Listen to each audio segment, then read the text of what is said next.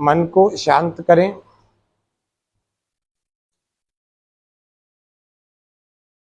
शरीर को अंदर से शांत करें। चेहरे को अंदर से बाहर से दोनों तरफ से ढीला छोड़ें।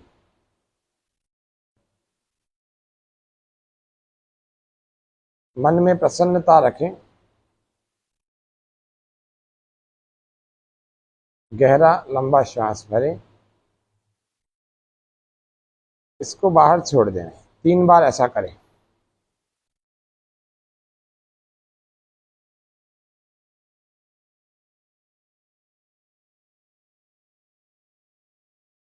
चौथी बार फिर श्वास भरें मेरे साथ ओमकार का नाद, और फिर मैं जो मंत्र बोलूंगा उसके मेरे बाद बाद दोहराना।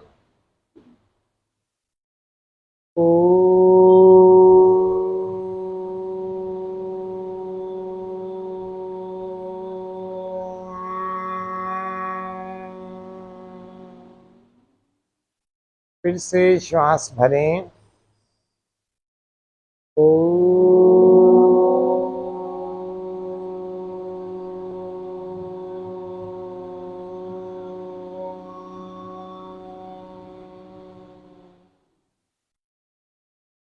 फिर से श्वास भरें।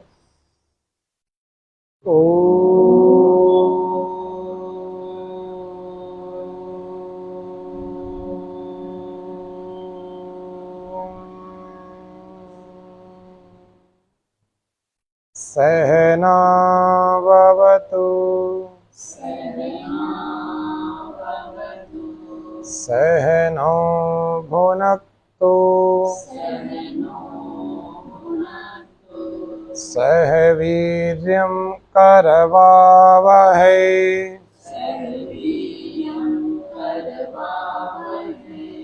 तेजस्विनावधीतमस्तु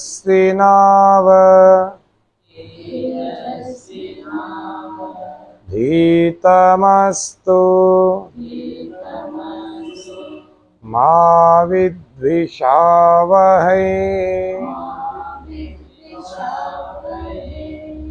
ओम स्वस्ति स्वस्ति स्वस्ति। ओम स्वस्ति स्वस्ति स्वस्ति। धीरे धीरे आंखें खोल लीजिए, हाथों को घुटनों पर ले आए।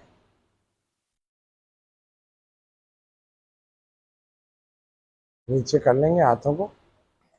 4 दिवसीय ध्यान शिविर के आज दूसरे दिन में आप सबका हार्दिक स्वागत है। आप लोग खुश हो? वाकई हो? अति प्रसन्न है। कोई ऐसा नहीं बोलेगा कि हम आनंद में हैं। आनंद के लिए तो इकट्ठा हो गए। आनंद तो ईश्वर में है ना। उसके रोज संपर्क में आकर हमें आनंद थोड़ा थोड़ा लूटना है रोज, तब तो हम अक्लमंद कहलाएंगे। केवल ऐश्वर्य, और वो भी बाहर का ऐश्वर्य इकट्ठा करते चले जाएं और एक दिन मर जाएं, अंदर से खोखले ही रह जाएं, तो इसमें कोई अक्लमंदी नहीं। मैंने कल बताया था ना, बाहर के साधन भले कम हो कोई बात नहीं, चल जाता है, लेकिन अंदर से व्यक्ति अमीर होना चाहिए। और वही संपत्ति जो ऐश्वर्य है, वही प्रॉस्पेरिटी ध्यान से इकट्ठी की जा सकती। इसके लिए ध्यान की आवश्यकता है। तो ये दूसरा पॉइंट हमारा आज हो गया। ध्यान की आवश्यकता क्यों है? कि हम अंदर से अमीर बन जाए। अंदर से अमीर पता कैसे लगता है? अंदर से अमीर पता ऐसे लगता है कि वो बोलता व्यक्ति बहुत अच्छा है, बहुत बढ़िया बोलता है, व्यक्ति के मन को जीत लेता है।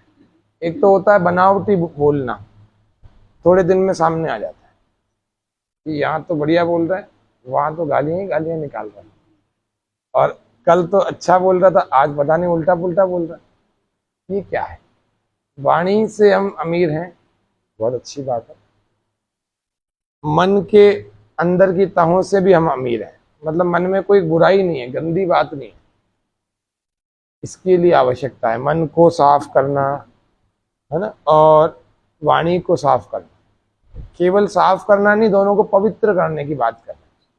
पवित्र एक दार्शनिक शब्द है जो सिंपल कुछ भी नहीं है। पवित्र क्या है? एक फिलोसॉफिकल वर्ड है जिसका अर्थ बहुत बड़ा है।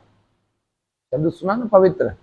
ओम अपवित्र पवित्रो मतलब एक मंत्र बोलते हैं पंडित जी, और गोमूत्र या गंगा जल छिड़कते हैं, है ना। इसका मतलब क्या होता है, हम सब चीजों को पवित्र करते हैं।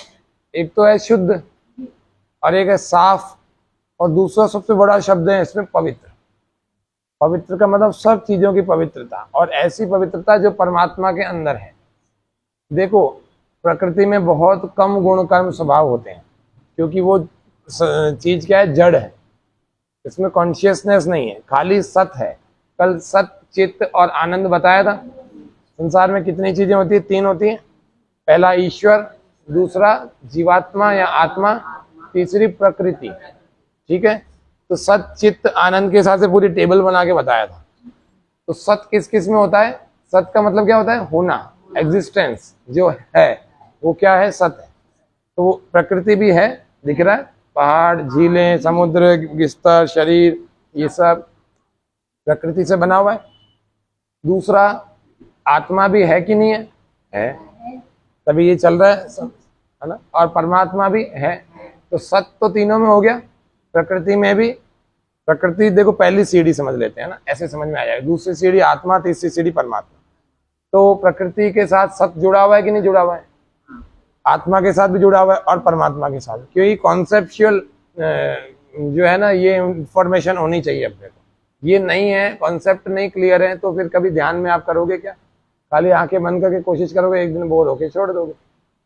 कॉन्सेप्ट क्लियर नहीं है तो फिर थोड़े दिन की वो है ना, 4 दिन की चांदनी फिर अंधेरी रात। फिर कोई गुरुजी आएंगे, फिर बताएंगे 10-15 दिन किया, महीना, 2 महीना, 5 महीने किया, फिर छोड़ दिया। कॉन्सेप्ट नहीं क्लियर होते हैं। कॉन्सेप्ट क्लियर होंगे तो आप सदा करते रहेंगे और हर दिन अपने मानसिक और आत्मिक स्तर को बढ़ाते जाएंगे।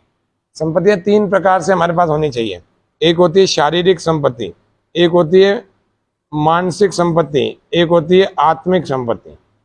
चलो इन दोनों को ले लेते हैं, एक में ले लेते हैं। मान लो कि आत्मिक है, तो तीसरी होती है सामाजिक। उन्नति कितनी प्रकार की करनी है, एक तो शारीरिक उन्नति करनी है, शरीर इतना हो कि हम अपनी सुरक्षा तो खुद कर पाए, और शरीर में रोग ना हो, या रोग है तो कम से कम हमें इतनी परेशान ना करते हुए हो कि हम जीवन को जीने का मजा ही नहीं ले पाए। तो शारीरिक उन्नति हमें करनी चाहिए। सामान्य सा छोटा सा पेट दर्द भी है और आपको स्विट्जरलैंड ले जाके एक होटल में बिठा दिया और बोला कि है ना, अब अपन हम सब लोग साइट सीन भी जा रहे हैं, आप भी चलो। आपको कोई स्विट्जरलैंड वाले लेके आओ, लेकिन पेट में दर्द है भाई, मैं नहीं जा रहा, तुम हो क्या जाओ, कैसे जाओगे, नहीं जाओगे, मजा ही नहीं आएगा। चले भी जाओगे तो मजा नहीं आएगा। स्विट्जरलैंड जाकर के भी मजा नहीं ले पा रहा, जो कि धरती की बहुत अच्छी जगह मानी जाती है। दूसरी, आत्मिक उन्नति हमारी होनी चाहिए। आत्मिक उन्नति मतलब आंतरिक रूप से हम अमीर हो। बाहर से शरीर तो बड़ा अच्छा लग रहा है, बड़ा सुंदर लग रहा है, अंदर से तो खोखला हो रखा है। अकेले में रोने की इच्छा हो रही है, किसी बड़े की इच्छा हो रही है जी, बड़े का किसी का हाथ आ जाए तो मेरे अंदर की खोखलापन उसको पता लग जाए। दूसरे ऐसे होते हैं कि अंदर आग जल रही होती, सोचता है भाई के पास जाकर के मेरी आग बुझ जाएगी, यानी कि भाई कुछ दिलासा देंगे, कुछ देंगे, या जो भी है मेरे को कुछ, भाई तो अपने से भी ज्यादा जल रहा है। पत्नी के पास जाके ये अंदर की आग समाप्त हो जाएगी, पत्नी ने तो और 2 डायलॉग सुना दिए। पति के पास ये आग समाप्त हो जाएगी, पिता के पास हो जाएगी, माता के, वो सब अपनी अपनी अग्नि में जल रहे हैं। उन्होंने आपकी अग्नि में और ज्यादा एक आहुति डाल दी, तो ये आग बुझेगी कैसे? ये तो अपन खोखले के खोखले ही रह जाएंगे फिर तो, है ना। पैसा होना नथिंग, बहुत बड़ी मैटर नहीं है। पैसा किसी के पास भी हो सकता है। एक चोर उठाई गिरा होता ना, वो भी बेईमानी करके वो भी पैसा ले आता है। ये कोई बहुत बड़ी संपत्ति नहीं है, अपन तो फिर भी ईमानदारी से कमा रहे हैं। लेकिन एक बात बता रहा हूँ, पैसा होना बहुत बड़ा काम नहीं है, बड़ा काम है लेकिन बहुत बड़ा काम नहीं है। तो बहुत बड़ा काम क्या है? आत्मिक संपत्ति को अर्जित करना, वो अपने पास होना चाहिए। अंदर से हम खोखले नहीं होने चाहिए, अंदर से भरे हुए होने चाहिए, और पूरी ऐसी ऐश्वर्य से भरे हुए होने चाहिए कि है ना, जब भी उसको नींद में से भी उठा के व्यक्ति को देखो ना, हमेशा इजी, कूल, हमेशा मजे मस्त रहे। एक तीसरा है सामाजिक उन्नति। हम सामाजिक उन्नति कब कर पाते हैं? जब शरीर से सही रहते हैं और आत्मिक रूप से हम थोड़े सही रहते हैं, तभी समाज की उन्नति हम कुछ कर सकते हैं, नहीं तो नहीं कर सकते। नहीं तो व्यक्ति अपने ही दुखों से दूर नहीं हो पा रहा, तो अपने दूसरों का क्या कल्याण करेगा? एक दिन ध्यान सीख लिया, दूसरे दिन 100 लोगों को इकट्ठा कर दिया कि अब हम भी ध्यान का शिविर लगाएं।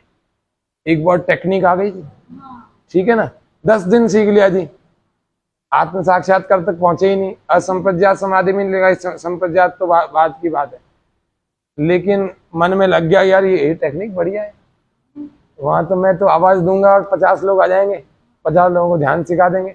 और बहुत अच्छा बोलने का व्यक्ति है, योगी नहीं है, उन्नति नहीं हुई अंदर से, लेकिन बोलने का अच्छा है, तो सबको प्रभावित भी कर लेगा या कर लेगी जो भी है। तो लेकिन अंदर से उसको तो अपनी स्थिति पता है ना कि मैं कितना खोखला हूं।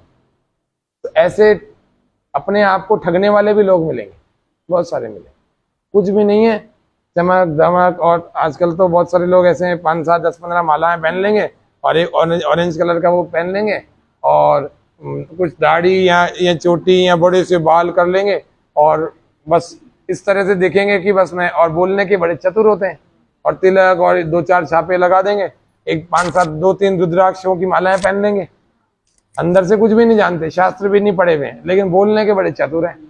कर लिया, 1-2 भागवत का ग्रंथ पढ़ लिया, उससे ठाकुर जी की कथा कहते जा रहे और लोगों में भी बड़ी श्रद्धा हो गई और हजारों लोग उसकी कथा सुन रहे कि देखो महाराज जी कितने विद्वान लोग, दिखने में भी बड़े जोरदार। आजकल छोटी छोटी लड़कियां आ गई हैं, जया किशोरी है और भी बहुत सारी, कौन सी है एक लड़की, एक और है, ऐसे 5-7 लड़कियां और आ गई हैं, 20-20, 22-22, 25-25 साल की।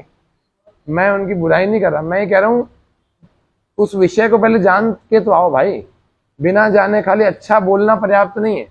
और अगर कथा करनी है तो केवल भागवत पढ़ना आवश्यक नहीं है, उसके लिए 6 दर्शन, 4 वेद, 4 वेद नहीं पढ़ रहे हैं तो व्याकरण के कुछ ग्रंथों को पढ़ें, उपनिषद 11 उपनिषद पढ़ें, 6 दर्शन पढ़ें। उनसे पूछा गया अभी कोरोना के लॉकडाउन में दर्शन पढ़े, दर्शन तो हमने ठाकुर जी के किए, बाकी तो हमें पता नहीं दर्शन क्या होता है। अरे भैया दर्शन ग्रंथ होते ऋषियों के, अध्यात्म का मुख्य ग्रंथ तो पढ़ा नहीं, आप व्यासपीठ पर आके बैठे हुए, छोटे छोटे बच्चे बैठे हुए। मैं उम्र से नहीं कह रहा हूं, मैं केवल भले 10 साल का बैठे, लेकिन उस विषय को जान करके तो आए ना। यानी इसका मतलब वो समाज को ठग रहा है, समाज में जो वो कहेगा उसकी मान्यता हो रही है और समाज को अध्यात्म का यही स्वरूप पता है जो आजकल वो कथाकार कहते हैं। एक कथाकार चला गया जेल में, अभी भी जेल में जोधपुर में, है ना, ऐसे और भी कथाकार 5-7 और होंगे। और भारत में एक सर्वे हुआ, आपको पता है कि नहीं पता, भारत में ऐसे 540 लोग हैं जो अपने आप को भगवान होने की घोषणा करते हैं, जिनमें से 200 से ज्यादा जेल में, 225 जेल में, और बाकी जाने के कगार पर है। आप सोचिए, इसीलिए ऐसे धूर्तों से हमें दूर रहना चाहिए। अच्छा बोलना पर्याप्त नहीं है, अध्यात्म की बातें करना पर्याप्त नहीं है, और अपने आप को गुरु बनाना पर्याप्त नहीं है। अपने को धर्म के मूल मंतव्यों को पता करना चाहिए और वो ऋषियों के ग्रंथों से ही पता लगेगा। एक और बात बता दूं कि भागवत को भी प्रचारित किया जाता है कि व्यास जी का बनाया हुआ है। भाई व्यास जी बहुत पहले हुए थे, भागवत अभी का ग्रंथ है ना। भागवत के ऊपर व्यास जी का लेवल इसीलिए लगाया जाता है कि ये ऑथेंटिक लगे। व्यास जी ने तो योग दर्शन का भाष्य किया, अगर इसको पढ़ोगे ना तो और भागवत को एक साथ पढ़ोगे ना तो आप कहोगे ये तो बिल्कुल अलग व्यक्ति की रचना है और ये तो बिल्कुल अलग व्यक्ति की रचना है, बिल्कुल अलग अलग चीजें हैं। और व्यास जी के समय में भागवत रचा ही नहीं गया था। व्यास जी तो बहुत पहले के हैं, बहुत पहले के हैं। कब के हैं? 5000 साल के पुराने हैं। भागवत अभी का है। जब महाभारत हुआ था ना तब महर्षि कृष्ण द्वैपायन वेदव्यास बादरायण हुए थे। व्यास जी का पूरा नाम बता रहा हूँ, महर्षि कृष्ण द्वैपायन वेदव्यास बादरायण, ये उनका पूरा नाम था। लगभग 5200-5300 साल पहले व्यास जी हुए। महर्षि कृष्ण द्वैपायन वेद व्यास बादरायण, द्वैपायन वेद व्यास बादरायण, बादरायण बादरायण, ठीक है। तो व्यास जी को तो बदनाम किया जाता है, व्यास जी तो बहुत ऊंचे किस्म के ऋषि थे, बहुत जबरदस्त ऋषि थे। व्यास जी का लेवल लगा के ये कथाकार अपनी दुकानें चलाते रहते हैं, क्योंकि उनको पता है ना व्यास जी के ऊपर कोई शक नहीं करेगा, क्योंकि व्यास जी तो, और पीठ का भी नाम व्यासपीठ रख दिया, व्यासपीठ व्यासपीठ, क्योंकि उनको पता है हमारे में तो योग्यता नहीं, व्यास जी के नाम से हमारे को सम्मान मिलेगा। तो व्यास जी ने नहीं लिखा था भागवत, समझ लो। भागवत किसने लिखा? बोपदेव ने। किसने लिखा? बोपदेव नाम का एक संस्कृत का विद्वान था, उसको अंग्रेजों ने भारत को बदनाम करने के लिए उसको पैसे दिए बहुत सारे, तू कृष्ण जी के बारे में, तू और महापुरुषों के बारे में, अवतारों के बारे में उल्टी उल्टी बातें लिख, हम तेरे को जितना पैसा चाहिए जिंदगी भर का दे देंगे। और उसको दिया और उसने किया ऐसा।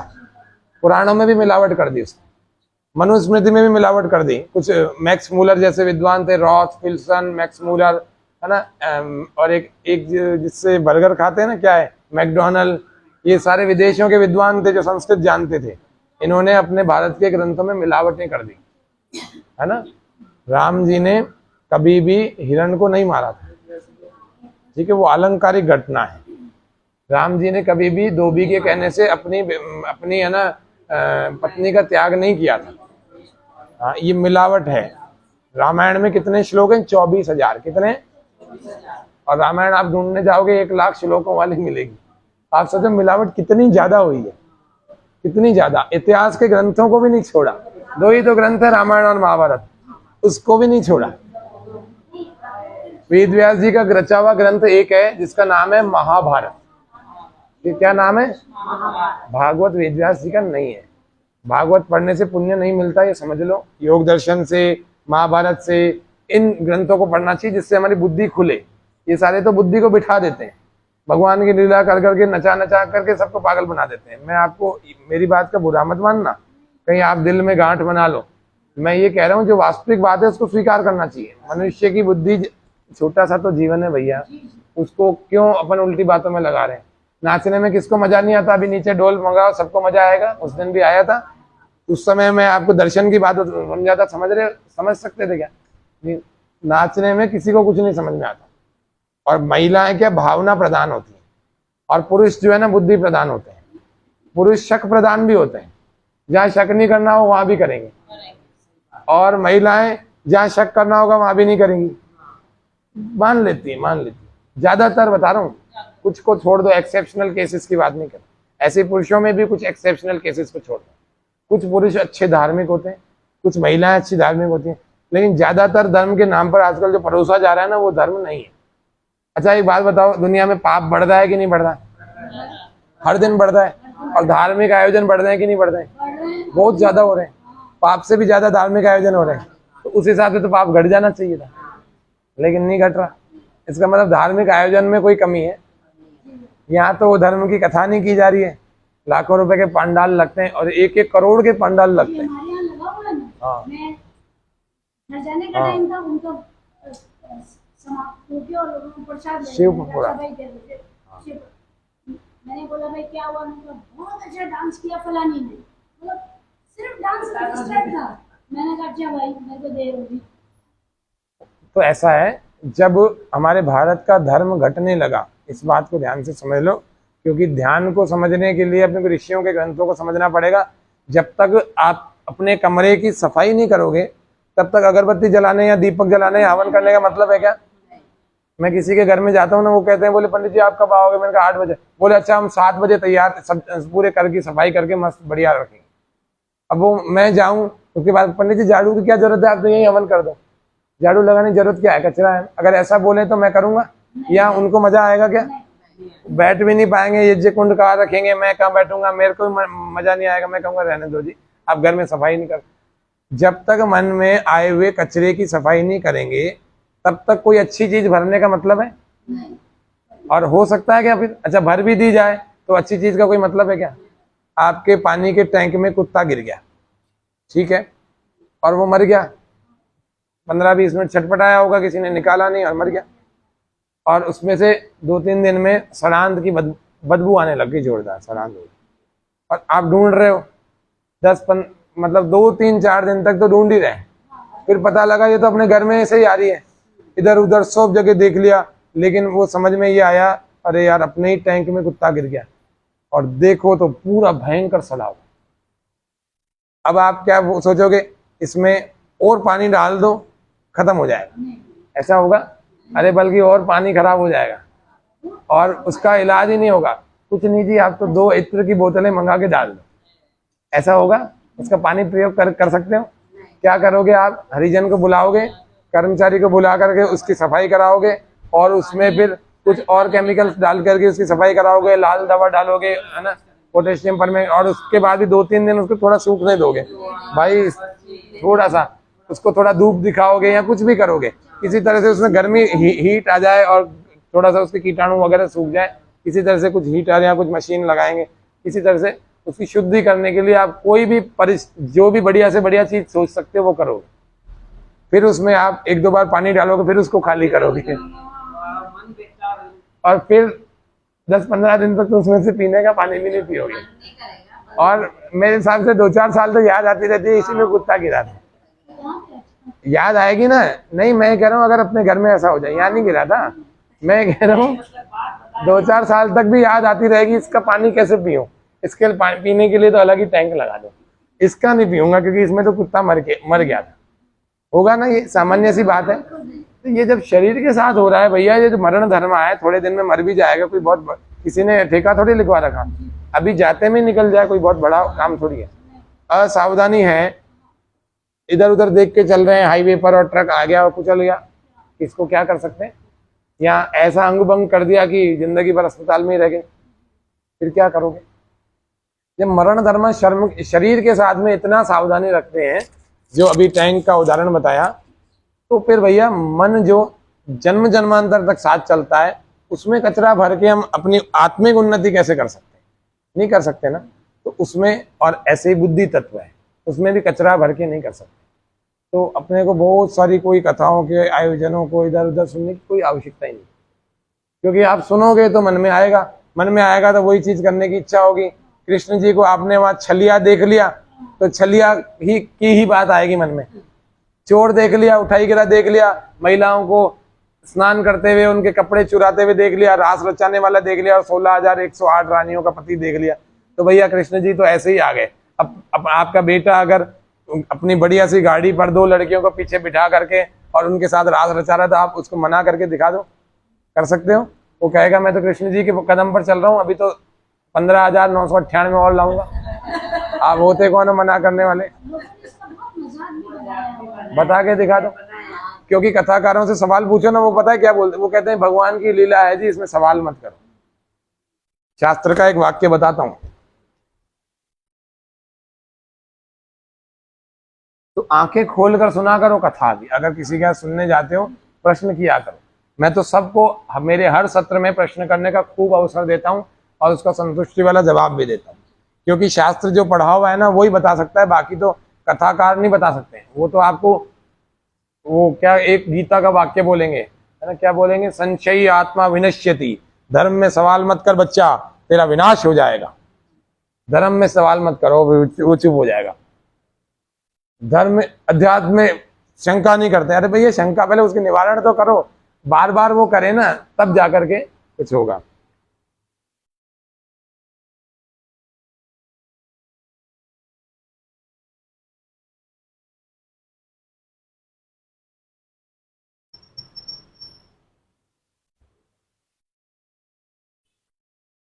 देखो ये एक वाक्य है, इसको चाहो तो लिख भी लेना, नहीं तो पहले समझ लो, बाद में लिख लेना, मैं मिटा नहीं रहा हूं। यस तर्केण अनुसंधत्ते सह धर्मम वेद। ठीक है, अब इसका अर्थ जान लेते हैं।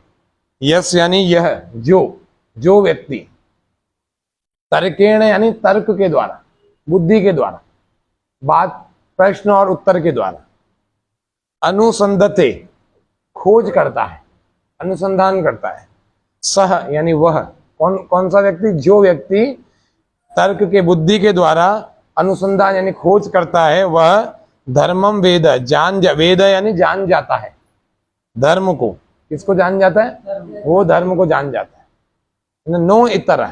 नो इतर यानी दूसरा व्यक्ति नहीं जान सकता, दूसरा व्यक्ति नहीं जान सकता जो बुद्धि का प्रयोग नहीं कर रहा, केवल मन का ही कर रहा है। मेरे को तो अच्छा लग रहा है, ठाकुर जी की कथा आप सुनाते जाओ और मैं नाचती रहूंगी या मैं नाचता रहूंगा। आप तो 10-10 घंटे बोलते जाओ और मैं नाचता रहूंगा। मैं इसीलिए आप लोगों को कहता हूँ कि ये शिविर सत्यनारायण की कथा की तरह नहीं होना चाहिए। 5वें दिन फिर आपको घर पे अभ्यास करना है ना, तभी तो उन्नति होगी। मैं सत्य कहता हूँ, आप 1000 बार कथा सुन लो, आपकी उतनी उन्नति नहीं होगी। आप 10 दिन ध्यान कर लो, आप उससे 1000 गुना अपने आप को अमीर पाओगे अंदर से। मैंने एक गुरु जी का नामदान लिया था, ठीक है, 2004 की बात है, करीब करीब 18 या 19 साल हो गए।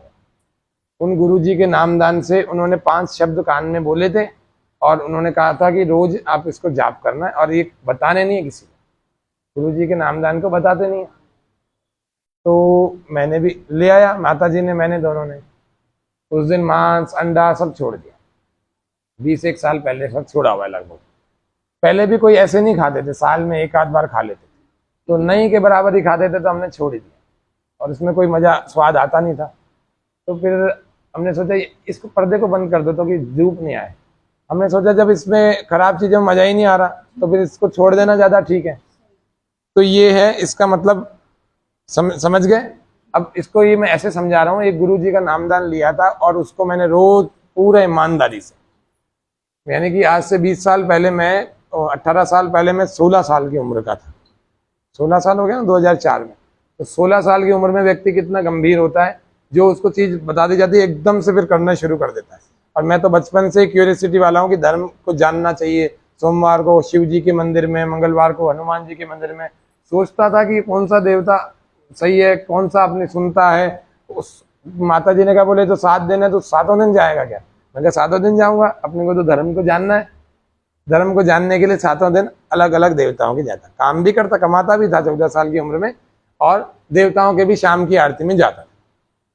तो और गुरुवार को साईं बाबा मंदिर में, अपने अजय नगर में जो है, ऐसे सब जगह जाता था। कई साल तक इस क्रम को मैंने जारी रखा, लेकिन नील बटा नील, कुछ भी नहीं मिला, क्योंकि जो मुझे चाहिए था वो तो मिल ही नहीं रहा है ना। तो फिर मैंने शास्त्र की परंपरा, गुरुकुल की परंपरा से कहीं जुड़ा तो फिर जाना। इससे ठीक पहले गुरुजी से जो नामदान लिया था ना, उसकी बात बता रहा हूँ आपको। ये 2002 से 4 तक भटका, लगभग 5 तक समझ लो, 3 साल भटका। इससे पहले 2004 में ये गुरुजी मिल गए, तो उसके बाद में मंदिर जाता रहा। लेकिन 2004 में जब गुरुजी मिल गए तो उनके बताए अनुसार मैं उस नाम का जप करता रहा। उन्होंने 1 घंटा बताया था, हमने 1 घंटा सुबह, 1 घंटा शाम को, 2 घंटे रोज के बताया, तो वो किया। उससे भी थोड़ा ज्यादा भी कर लेते थे। उन्होंने कहा बोले अधिकतम आप 5 घंटे भी कर सकते हो। किया, 1 साल तक पूरा नियमित लगभग किया उसको, लेकिन 1 साल में 0। केवल इतना था कि जब तक मैं बैठा रहता तब तक मेरे मन में उल्टी बात नहीं आएगी, लेकिन जैसे उठे, मानसिक आत्मिक उन्नति होती है ना, एक लबालब होकर व्यक्ति भरता है। अभी 15 मिनट में अरे बहुत अच्छा लग गया, ये होना चाहिए ना एक्सपीरियंस, वो नहीं हुआ। और फिर उसको मैंने त्याग कर दिया, क्योंकि मुझे जो भी चीज़ उन्नति वाली नहीं लगती मैं उसको त्याग कर देता। फिर उन्नति वाली जो चीज़ लगी उसका ग्रहण किया। 10 दिन इस विधि से मैंने ध्यान किया, जो विधि आपको कल भी बताई, और आज उसका 2nd स्टेप बताएंगे, कल उसका 3rd स्टेप, और कल परसों उसका फाइनल स्टेप। तो जो स्टेप ये वाले हैं, इनके अनुसार मैंने 10 दिन किया और इतनी अच्छी उन्नति हो गई, तो मुझे लगा यार मैंने कितने साल खराब कर दिए, 3 साल खराब कर दिए। कोई मंदिर नहीं, फिर सब बंद कर दिया, और फिर केवल ध्यान, जो मन मंदिर है ना, इसमें परमात्मा होते हैं। तो इसको जान लिया। आत्मा का स्थान बता देता हूँ कहाँ पर होता है। ये छाती की हड्डी खत्म हुई, यहाँ पर एक गड्ढा होता है, ठीक है, आप लोग अंगूठे से चेक कर सकते हो अपना। यहाँ पर एक गड्ढा होता है, इसको कहते हैं अंगुष्ठ मात्र का प्रदेश। अंगुष्ठ यानी अंगूठा, सबको दिखाई दे रहा है। यहाँ एक, जैसे ही छाती की हड्डी खत्म हो रही है, यहाँ पर है, बस इससे ज्यादा है भी नहीं जगह, इसके नीचे भी नहीं है जगह, यही इतना ही है बस, ये गड़ जाता है। ठीक है, क्लियर है सबका? चेक कर लो, समझ में आ जाएगा। यहाँ पर बताते हैं कि आत्मा का स्थान है, ठीक है, आत्मा का स्थान कहाँ पर है? यहाँ पर है, अंगुष्ठ मात्र के प्रदेश में, अंतर्निहितो गुहायाम। यहाँ पर आत्मा की गुफा है, गुफा मतलब खाली जगह है ना, तो ये ऐसी गुफा की तरह से है, इसमें ही आत्मा रहता है। अब आत्मा रहता है बोलो, चाहे रहती है बोलो, हटा लो अंगूठा, कुछ भी बोलो, क्योंकि आत्मा का तो कोई लिंग होता नहीं है, शरीर का होता है। तो आत्मा यहाँ पर रहती है, ऐसे समझ लो। मुख्य स्थान आत्मा का कौन सा है? यहाँ पर। दूसरा स्थान है आत्मा का जो आंखों के सितारे हैं, इनमें जो चमक दिख रही है ना, ये आंखों के सितारे इसीलिए है। मरने के बाद चमक ढीली खत्म हो जाती है, थोड़ी देर रहती है फिर चली जाती है।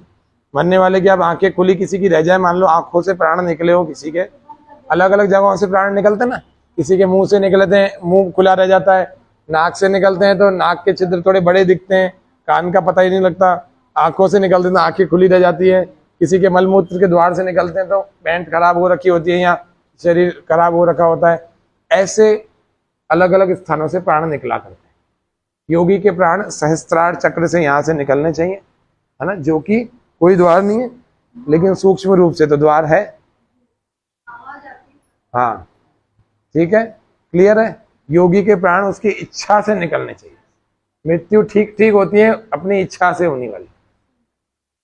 योगी के प्राण दो तरह से निकलते हैं, एक तो उसने आत्म साक्षात्कार कर लिया हो और परमात्मा का साक्षात्कार कर लिया हो, पूरी मुक्त आत्मा हो गई हो, फिर समझ लो अब शरीर है, बीमार हो गया, ठीक है चले गए।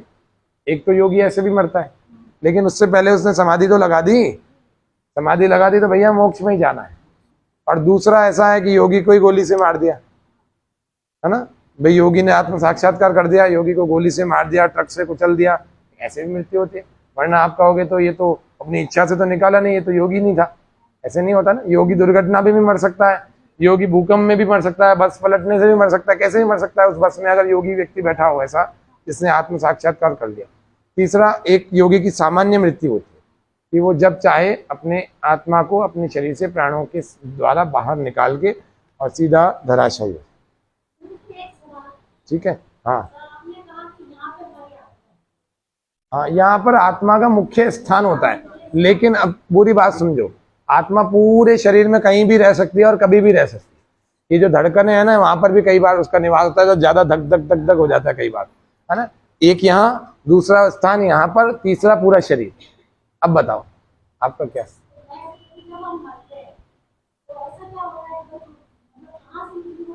हाँ, कुछ भी आत्मा दिखाई नहीं देती ना।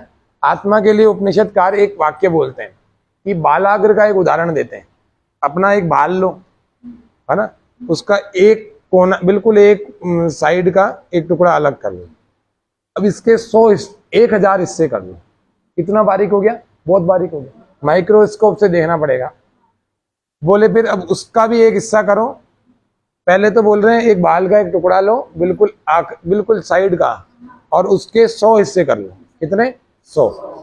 फिर उसका एक हिस्सा लो और उसके 1,000 हिस्से कर लो, और वो 1,000वां हिस्सा है ना, इससे भी सूक्ष्म है आत्मा, इसीलिए दिखाई नहीं देती।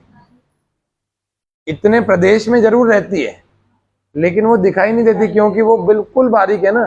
भाई देखो, इतना बड़ा मकान है, ठीक है कंचन जी, लेकिन मैं तो इतना सा ही हूँ, 5.5 फीट का, 5 फुट 7-8 इंच का, तो मैं पूरे मकान में थोड़ी रह रहा हूँ, लेकिन मकान में एक छोटी सी जगह पर रह रहा हूँ।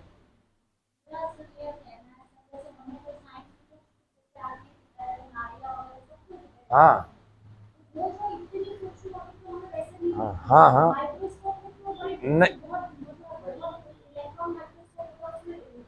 हाँ, नहीं नहीं, आत्मा उसमें भी नहीं दिखे, नहीं नहीं, आत्मा नहीं दिखेगी, है ना। हाँ, बहुत, मैं कह रहा हूँ, सुनो, एक बाल का एक हिस्सा, उसका 100 हिस्से, 100वें हिस्से को पकड़ लो, फिर 1,000 हिस्से, फिर 1,000वें हिस्से को पकड़ लो। वो कह रहे हैं इससे से भी सूक्ष्म है। ऐसा कोई माइक्रोस्कोप बना ही नहीं है जिसमें वो दिखे, कि बहुत सूक्ष्म है। इसीलिए आत्मा को क्या कहते हैं? निराकार कहते हैं। देखो, इसीलिए आत्मा को निराकार कहते हैं, ठीक है। कुछ चीजें नहीं समझ में आती बुद्धि से, तो इसीलिए उसको एक समय के लिए इंतजार करिए। जब आपका ध्यान का अच्छा स्तर हो जाएगा ना, उस समय आपको लगने लगेगा, क्योंकि अभी तो सामान्य बुद्धि है। जैसे ध्यान का स्तर बढ़ता चला जाएगा तो आपका आध्यात्मिक स्तर बढ़ेगा तो ये आत्मा परमात्मा की गहरी रहस्य अंदर से खुलेंगे, क्योंकि सब चीजों के प्रश्न के वाणी के द्वारा उत्तर नहीं दिए जा सकते।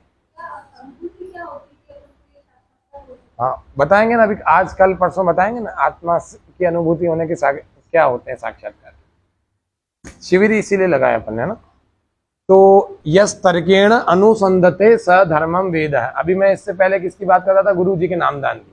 तो गुरु जी के नामदान में ये पता लगा कि जो नाम किसी को बताया ना जाए, उससे जब वो बोले किसी को बता दोगे ना, तो फिर आपका सब निरर्थक हो जाएगा नामदान लेना। दीक्षा लेते हैं ना, उसकी बात कर। तो भैया ऐसा मंत्र जो दूसरे को बताने से आपका भी नुकसान, सामने वाले का भी नुकसान, किसी का फलीभूत नहीं, ऐसा मंत्र किस काम का? गुरु मंत्र। फिर जब जाना शास्त्रों को तो पता लगा, हाँ, गुरु को शास्त्र को जाना तो पता लगा एक गुरु मंत्र है जो यजुर्वेद के 36वें अध्याय में है उसका, और तीसरे नंबर का मंत्र है, उसको गुरु मंत्र को कहते हैं गायत्री मंत्र। उस गायत्री मंत्र का अर्थ जाना, उसके अनुसार ध्यान भी किया, तो लगा ये तो 15 दिन में ही लबालब हो गया अंदर से। इतने सालों की जो प्यास थी, जो मैं 10 साल की उम्र से मेरे अंदर थी या 9 साल की उम्र से, वो सारी समस्या ही समाप्त हो गई। मेरे बहुत सवाल थे कि मैं गुरु जी से मिलूंगा तो ये पूछूंगा वो पूछूंगा, आधे से ज्यादा सवाल समाप्त हो गए। फिर जब गुरुकुल में पढ़ने गए थोड़ा समय, तो उससे वो भी खत्म हो गए। मैं हमारे गुरु जी आचार्य जी से मैंने कभी कोई सवाल नहीं पूछा, क्योंकि वो जब प्रवचन करते थे तो मेरे सारे प्रश्नों के उत्तर मिल जाते थे। तो लगभग काफी सारी समस्याएं सॉल्व इसीलिए हो गई क्योंकि पूर्व जन्म की मेरी कोई साधना रही होगी, वो इस जन्म में वो कंटिन्यू होगी। बस केवल उंगली पकड़ने की आवश्यकता थी, गुरु जी ने उंगली पकड़ी आचार्य जी ने, और पकड़ी तो वो धीरे धीरे कंटिन्यू हो गई, याद ही आ गई। मेरे को वेद मंत्रों के लिए याद करने के लिए ज्यादा मेहनत नहीं करनी पड़ी। मैंने एक बार देखा, 2 बार देखा और ऐसे यूं याद हो जाता। कोई से भी ग्रंथ के श्लोक हो, मैं 2-4 बार देख लेता हूँ, यूं याद हो जाता, जैसे कोई पिछले जन्म के पढ़े हुए। तो ये पिछले जन्म के भी कर्माशय होता है हमारा, और वो अगले जन्म में काम आता है। इसीलिए कहता हूँ सबको कि इस जन्म में पुण्य कर्म तो खूब सारे कर लो, शास्त्र खूब सारे पढ़ लो। ये मत सोचो थोड़े दिन में मर जाएंगे कोई बात नहीं, अगले जन्म में फिर कंटिन्यू हो जाएगा। यही एक चीज है जो कंटिन्यू होगा, पैसा कंटिन्यू नहीं होगा, ध्यान रखना। वो पैसा तो आज आपने समृद्ध परिवार में जन्म लिया, हो सकता है अगले बार गरीब परिवार में जन्म ले, तो पैसा तो आता ही नहीं है। कफन में जेब नहीं होती। तो जो चीज लेके जा सकते हैं वो चित्त में ले जा सकते हैं, बुद्धि में, कर्माशय में ले जा सकते हैं, और वो यही संस्कार है, अध्यात्म के संस्कार। ठीक है, तो कैसे अनुभूति होती है वो तो कल चर्चा करेंगे, क्योंकि कल की कक्षा का विषय है। यहाँ पर कह रहे हैं परिचय, हमने कल जाना। दूसरा परिचय में देखो ध्यान की परिभाषा है, परिभाषा पता होनी चाहिए ध्यान कहते किसको है। तो शास्त्रकार कहते हैं कि तत्र प्रत्येक तानता ध्यान। तत्र यानी वहां का, यहाँ पर अपन टिका सकते हैं, यहाँ टिका सकते हैं, यहाँ आत्मा वाली जगह। जब भी मैं बोलूँ कि अपने हृदय पर अपने मन को टिका लो, तो ये हार्ट एनाटॉमिकली जो है ना, यहाँ पर नहीं टिकाना। जहां मैंने अभी अंगूठा लगा के दिखाया उसको अपन हृदय कहते हैं शास्त्र की भाषा। किसको कहते हैं? हृदय, इसको कहते हैं। तो इस गड्ढे में अपना मन को टिकाना है। जब भी मैं ध्यान में बोलूं हृदय में मन को टिका दो, तो यहाँ टिका दो। क्लियर है? तो धारणा के कितने सारे स्थल हो गए। एक तो नाभि हो गई, दूसरा हो गया हृदय प्रदेश, हृदय प्रदेश कहते हैं, है ना। तीसरा अपना हो गया गले का ये वाला, या ये सारे सीधे सीधे एक सीध में बीचों बीच चल रहे हैं ना। चौथा हो गया जिह्वाग्र, जीभ का अगला भाग। फिर नासिकाग्र, भगवान कृष्ण ने बताया था ना, है ना। संप्रेक्ष नासिकाग्रम स्वम दिशश्चानवलोकयन्, हाँ, वो कहते हैं समम काय शिरो ग्रीवम धारयन् चलम स्थिर संप्रेक्ष नासिकाग्रम स्वम दिशश्चानवलोकयन्। अर्जुन कहता है हे भगवान मुझे ये बताओ कि मेरा मन तो बड़ा चंचल है ना, तो मेरा मन टिकेगा कैसे। चंचलम हे मनः कृष्ण प्रमाति बलवद दृढ़म, कल की कक्षा में बोला भी था मैंने। तो वो कहते हैं कि ये चंचल मन को कंट्रोल करने का तरीका क्यों नहीं बता रहे केशव तुम। बोले मैं बता रहा हूं ना, तुम करते करो। तो वो कहते हैं कि समम काय शिरोग्रीवम, बोले सारी काया को आप सीधा करके बैठ जाओ। धारयत अचलम स्थिर, या धारयन्न चलम स्थिर, ऐसा धारण करो कि अचल हो जाए, हिलने डुलने वाली स्थिति नहीं हो। कल देवेंद्र जी कह रहे थे ना, चाह करके भी शरीर हिला नहीं पा रहे थे, ऐसी स्थिति में अपने आप हो गया। ऐसी गजब की कंट्रोल हो जाना चाहिए। अच्छा, दुनिया को जीतने का सबसे बड़ा मूल मंत्र क्या है? अपने मन को कंट्रोल कर लिया जाए, बस, इससे बड़ी कोई जीत नहीं है।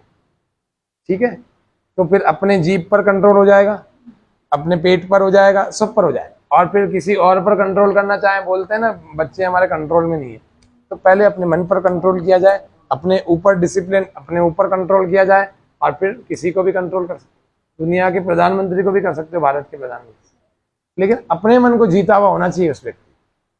ठीक है, तो यहाँ पर मैं, हाँ, कृष्ण जी कहते हैं समम काय शिरोग्रीवम धारयन् चलम स्थिर संप्रेक्ष नासिकाग्रम स्वम, अपने ही नासिका के अग्र भाग को क्या करना, आगे के भाग को, और वो ये वाला भाग है, ये नहीं है, ये नहीं है।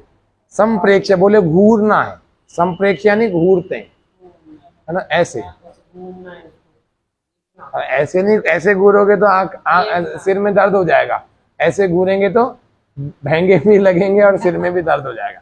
इसको कैसे गूंजना है? आंखें बंद करके गूंजना। अब आंखें बंद करके दिखेगा तो नहीं, लेकिन कल्पना करनी है कि मैं इस मन को इस पर टिका है, और तुरंत ऐसे लगने भी लगता है। कोई बहुत बड़ा काम नहीं है। अभी ये जो जादूगर शाखा आया हुआ ना अपने अजमेर में, पता है आपको? और भी जादूगर, मोती सरकार और जितने भी, ये सब ने मन को काफी स्थितियों पर ऊपर पहुंचाया, तभी कुछ विद्याएं उनको सीखी हुई, इंद्रजाल की, मैस्मराइज करने की, और इल्यूजन जिसको अपन कहते हैं ना, इन्होंने भी कुछ मन की साधनाएं कर रखी।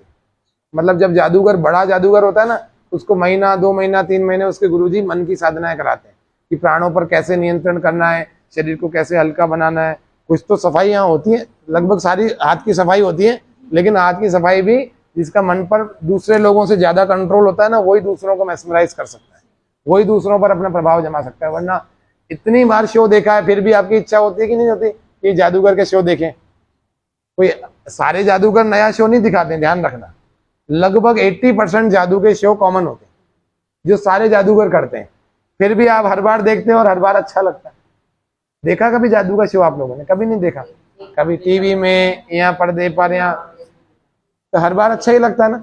अरे कैसे कर दिया, अरे बड़ा मजा आ गया, ताली बजाने की इच्छा होती। हाँ, बॉडी को अलग कर देते हैं अपन। फिर घर पे आके क्या बोलते हैं अपन? हाँ, घर पे आके क्या बोलते हैं अपन? अरे साहब नजर बंद कर दिया। ये नजर बंद क्या है? ये मन की एक क्रिया है, मन की एक क्रिया है, और वो उस क्रिया को करने में काफी समय लगाते हैं, और उसके बाद जो वो दिखाना चाहते हैं ना, आपको वही दिखेगा। कुछ तो उसमें हाथ की सफाई होती है, ठीक है, कुछ लाइटों का कमाल होता है, और कुछ पीछे के बैकग्राउंड का कमाल होता है, और कुछ वाकई में होता है। जादू नाम की कोई चीज संसार में नहीं होती है, लेकिन कुछ क्रियाएं होती है मानसिक रूप से, वो आपके मन के तारों को जोड़ लेता है, और जैसे ही वो आप देखते हो, चाहे वो पर्दे में आप रिकॉर्ड करो तो भी वही रिकॉर्ड होगा जैसा वो दिखाना चाह रहे हैं अपने, और जो वो कर रहा है वही देखोगे, उसके अलावा आप देख ही नहीं पाओगे। इसीलिए मैं कहता हूं जादूगर लोगों का दूसरे लोगों की अपेक्षा ज्यादा मन पर कंट्रोल होता है। जितना आप लोगों का सामान्य रूप से है, उससे भी ज्यादा जादूगर का होता है, क्योंकि जादूगर का मानसिक स्तर ज्यादा होना चाहिए, तभी वो बहुत सारे लोगों पर अपना जादू कर सकता है। हाँ जी, वो तो अलग चीज है जी। तो यहाँ पर ध्यान की परिभाषा करते हैं। देखो, तत्र यानी वहां, तत्र का मतलब, अत्र का मतलब यहाँ, यत्र का मतलब जहां, और कुत्र का मतलब कहाँ। ये संस्कृत के 4 शब्द है ना, यत्र, तत्र, कुत्र, अत्र। अत्र यानी यहाँ, अत्र आगच्छ, इसका मतलब क्या होता है? आपको तो संस्कृत आती है। और अगर इसी व्यक्ति को उधर भेजना हो तो नहीं, मैं ही वहां चला जाऊंगा, फिर बोलूंगा अत्र आगच्छ, ऐसा होगा? कम हियर, इधर आओ, है ना। अगर किसी को बुलाना हो अंग्रेजी भाषा में, देवेंद्र जी को मान लो बुलाना हो, तो मैं क्या बोलूंगा? देवेंद्र जी को कम हियर, ठीक है। और मुझे इनको वापस वहां से यहाँ से वापस भेजना हो, तो मैं वहां चला जाऊंगा, फिर उनको बोलूंगा कम हियर, ऐसा? या गो देयर बोलूंगा, गो देयर या गो बैक, है ना। तो दोनों के लिए अलग अलग टर्म है ना। इसी तरह से संस्कृत भाषा में अत्र आगच्छ का मतलब होता है यहाँ आओ, और तत्र गच्छ यानी वहां जाओ, ठीक है। कुत्र गच्छति, कहाँ जा रहे हो, या कुत्र गच्छसि, कहाँ जा रहे हो, ठीक है। और यत्र, यत्र ध्यान शिविरम आयोजति तत्र गच्छामि, जहां पर ध्यान का शिविर आयोजित हो रहा है वहां पर जा रहा हूं, ठीक है। समझ में आया हिंदी? मेरे हिंदी समझाने से पहले भी पता था आपको कि इसका अर्थ यही होता है। किम नाम त्वम त्वया, किम नाम, किम नाम त्वया, क्या नाम है? नहीं, मेरा नाम क्या है? ठीक है, समझ में आया। और मैं अगर ऐसे सिंपल पूछूं किम नाम, संस्कृत में इन्होंने जवाब दे दिया। अब इनसे अंग्रेजी में पूछो व्हाट इज योर नेम, देखो 2 भाषाएं आती है। अब मैं तेलुगु में पूछूंगा तो भी, तो मतलब मेरे को आती है कि इनको आती है? आपको आती है। इनको उसका अर्थ समझ में आ रहा है। तो संस्कृत भाषा कठिन नहीं है, इससे डरना नहीं चाहिए। तो संस्कृत भाषा को आप बिल्कुल ऐसा समझ लो, उससे हमारे गुरुजी ने, या गुरुकुल में जितने भी धर्म गुरु है ना, सारे दुनिया के सारे धर्म गुरु कहते हैं कि संस्कृत जो है मोक्ष की चाबी है।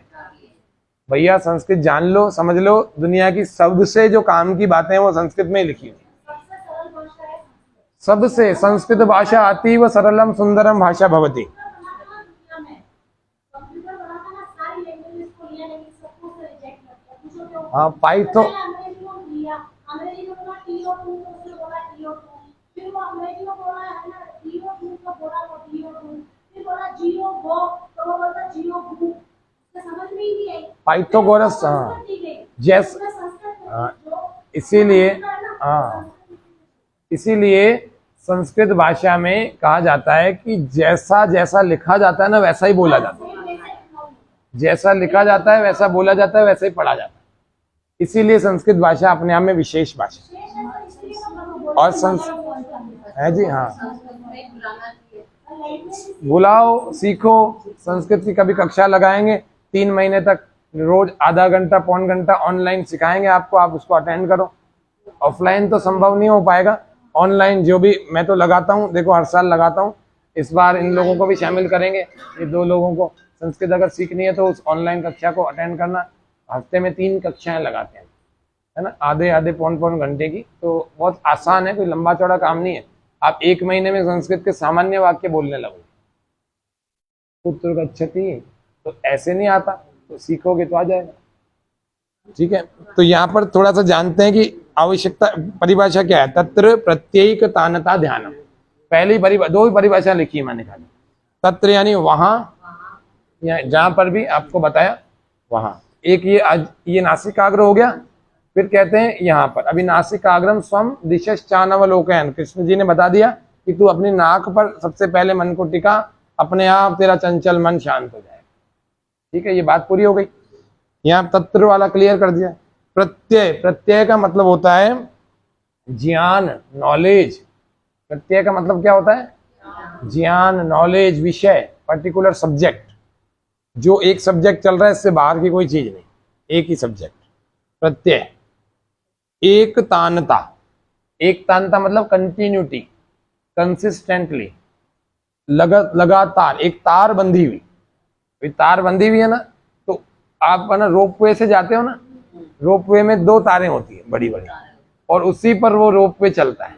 और एक तानता होती है तो अपन आ जाते हैं, नहीं तो फिर वो रोपवे गिर जाएगा। एक तार हट गई, गए, सारी दुर्घटना हो जाएगी। तो एक तानता होती है ऐसे ही, लेकिन वो तो छोटा सा ही होता है, छोटी सी दूरी पर वापस आ जाता है। लेकिन एक तानता यहाँ पर बहुत लंबी बात बता रहे हैं। जहां तत्र, वहां पर, या यहाँ पर, या यहाँ पर, या यहाँ पर, या यहाँ पर, जहां पर भी आपने लगाया तत्र प्रत्यय, यहाँ पर विषय का एक तानता, विषय की एक तानता है। वही विषय आपका चल रहा है उसी केंद्र को लेकर के, तो उसकी एक तानता है, कंटिन्यूटी है। तो उसको हम क्या कहते हैं? क्या कहते हैं? ध्यानम। उसी को हम ध्यान कहते हैं। क्लियर हो गया? दूसरी परिभाषा को देख लेते हैं। ध्यानम निर्विषयम मनः। एक बहुत बड़ी शक्ति भगवान ने हमको दी है, उसको हम कहते हैं मन। ठीक है। दूसरी एक बहुत बड़ी शक्ति भगवान ने हमको दी है, उसको कहते हैं बुद्धि। तीसरी एक बहुत बड़ी शक्ति दी है परमात्मा ने, जिसके बिना ये जीवन चलता ही नहीं, वो है आत्मा। उसी की वजह से हम बोल रहे हैं, उसी की वजह से हमारे हाथ पांव बुद्धि सब चल रहा है।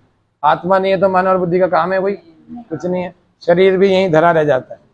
तो ध्यानम निर्विषयम मनः, तो ये मन की बात कर रहे हैं। और पूरा योग दर्शन, पूरा ध्यान, पूरी समाधि सब किस पर आधारित है? मन पर। और मन को योग दर्शन में चित्त कहा गया है। कहा क्या कह रहे हैं? किसी सब्जेक्ट को समझते हैं तो उसकी टर्मिनोलॉजी आएगी तभी तो आएगा ना सब्जेक्ट, उसके शब्दकोश आएंगे तभी तो आएगा, है ना। तो जैसे प्राकृतिक चिकित्सा में अलग अलग थे, है ना, गर्म ठंडा सेक, है ना, लेकिन फिर उसमें बताना पड़ता था। केवल गर्म ठंडा सेक से क्लियर नहीं हो रहा था, फिर उस विषय को जानने के लिए उस विषय में जाना पड़ता था। फिर वो बताते पानी का सेक भी होता है गर्म ठंडा, और भी दूसरे सेक भी होते हैं गर्म ठंडे, ये सब बताना पड़ता है। गर्म मिट्टी भी बताई थी आपको, प्लास्टर, है ना। केवल मिट्टी का लेप मैं बोल दूं तो आप कहोगे कहाँ की मिट्टी? गले की, सिर की, पीठ कमर की, या पेट की, या पैर की, कौन सी जगह की? आप चेहरे पर भी मिट्टी लगा रहे थे, कौन सी मिट्टी? फिर उसको क्लियर करने के लिए फिर उस सब्जेक्ट में जाना पड़ेगा कि भैया माथे की मिट्टी, नाक की मिट्टी, या गले की मिट्टी, या आंखों के पलकों के ऊपर भी मिट्टी लगाई जाती है ना, पेट की मिट्टी, या पीठ की, कमर की मिट्टी, या घुटने की मिट्टी, ये बताना पड़ता है। इसी तरह से इसको परिभाषा को खोल रहे हैं, निर्विषयम। निर का मतलब होता है नहीं, जहां पर कुछ ना हो, विषय कोई सब्जेक्ट ना हो। अभी तो यहाँ बोल रहे थे प्रत्यय होना चाहिए, ज्ञान होना चाहिए, ये तो कॉन्ट्राडिक्शन हो जाएगा। यहाँ पर कह रहे हैं विषय, जो सांसारिक विषय जिसको अपन कहते हैं ना, वो सांसारिक विषय नहीं होना चाहिए, आत्मा परमात्मा वाला विषय होना चाहिए। उसके बिना ध्यान की क्या विचार क्या करोगे फिर, है ना। तो ध्यानम निर्विषयम मनः, ध्यान के अंतर्गत मन कैसा होना चाहिए, निर्विषय होना चाहिए। कोई दूसरा विषय हमारे मन में कुछ नहीं होना चाहिए। ऐसी मन की जब स्थिति हो जाती है तो उस स्थिति को हम कहते हैं ध्यान। एक ही विषय चलना चाहिए, और वो सांसारिक नहीं होना चाहिए, वो आध्यात्मिक विषय होना चाहिए। आत्मा हो सकता है, परमात्मा हो सकता है, इस तरह से विषय होना चाहिए। क्लियर है। तो ये दो परिभाषाएं हमारे क्लियर हो। शुरू में सच्चिदानंद की आज थोड़ी सी व्याख्या अपन ने शुरू करी थी, उसको पूरा करते हैं फिर आगे बढ़ते हैं। तो सत्य का मतलब होता है होना, एग्जिस्टेंस में। प्रकृति है कि नहीं है, आत्मा है कि नहीं है, परमात्मा है कि नहीं है, तीनों में सत है, यानी कि तीनों के तीनों हैं, एग्जिस्टेंस वाले हैं, इसीलिए अपन उनकी चर्चा कर रहे हैं। नहीं होते तो जो है ही नहीं, उसकी क्या चर्चा कर रहे हैं। अपन ऐसे किसी आदमी की चर्चा कर रहे हैं जिसके सिर पर सींग हो, नहीं कर रहे हैं, क्योंकि होता ही नहीं। सींगों की कर सकते हैं, आदमी की कर सकते हैं, लेकिन सींग वाले आदमी की नहीं कर सकते। अपन ने कभी आकाश के फूलों की चर्चा की है, क्योंकि आकाश के फूल होते ही नहीं है। आकाश की चर्चा कर सकते हैं, जो अपन ने की थी पिछले शिविर में। फूलों की कर सकते हैं, जो कि पहनाई भी थी माला में, लेकिन आकाश के फूलों की नहीं कर सकते, क्योंकि वो है ही नहीं। जो चीज है नहीं उसकी क्या चर्चा करें। तो प्रकृति है, सत्य यानी एग्जिस्टेंस।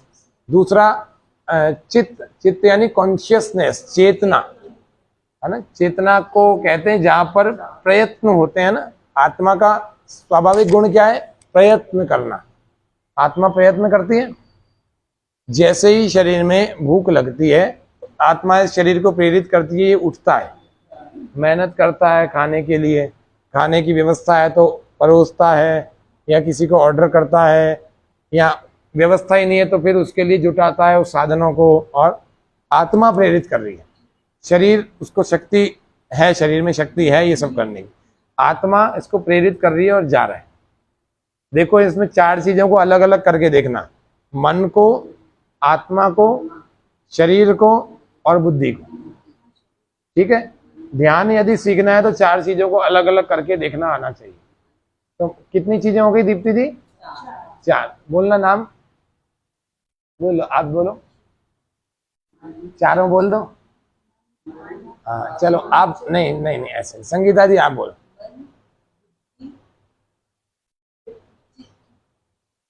मन हो गया ना, चित्त और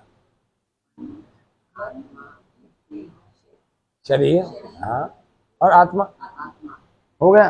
स्नेहलता जी बोल दो एक बार आप, चारों के नाम। मन, आत्मा, बुद्धि, शरीर। और बुद्धि और शरीर, आप बोल दो एक बार।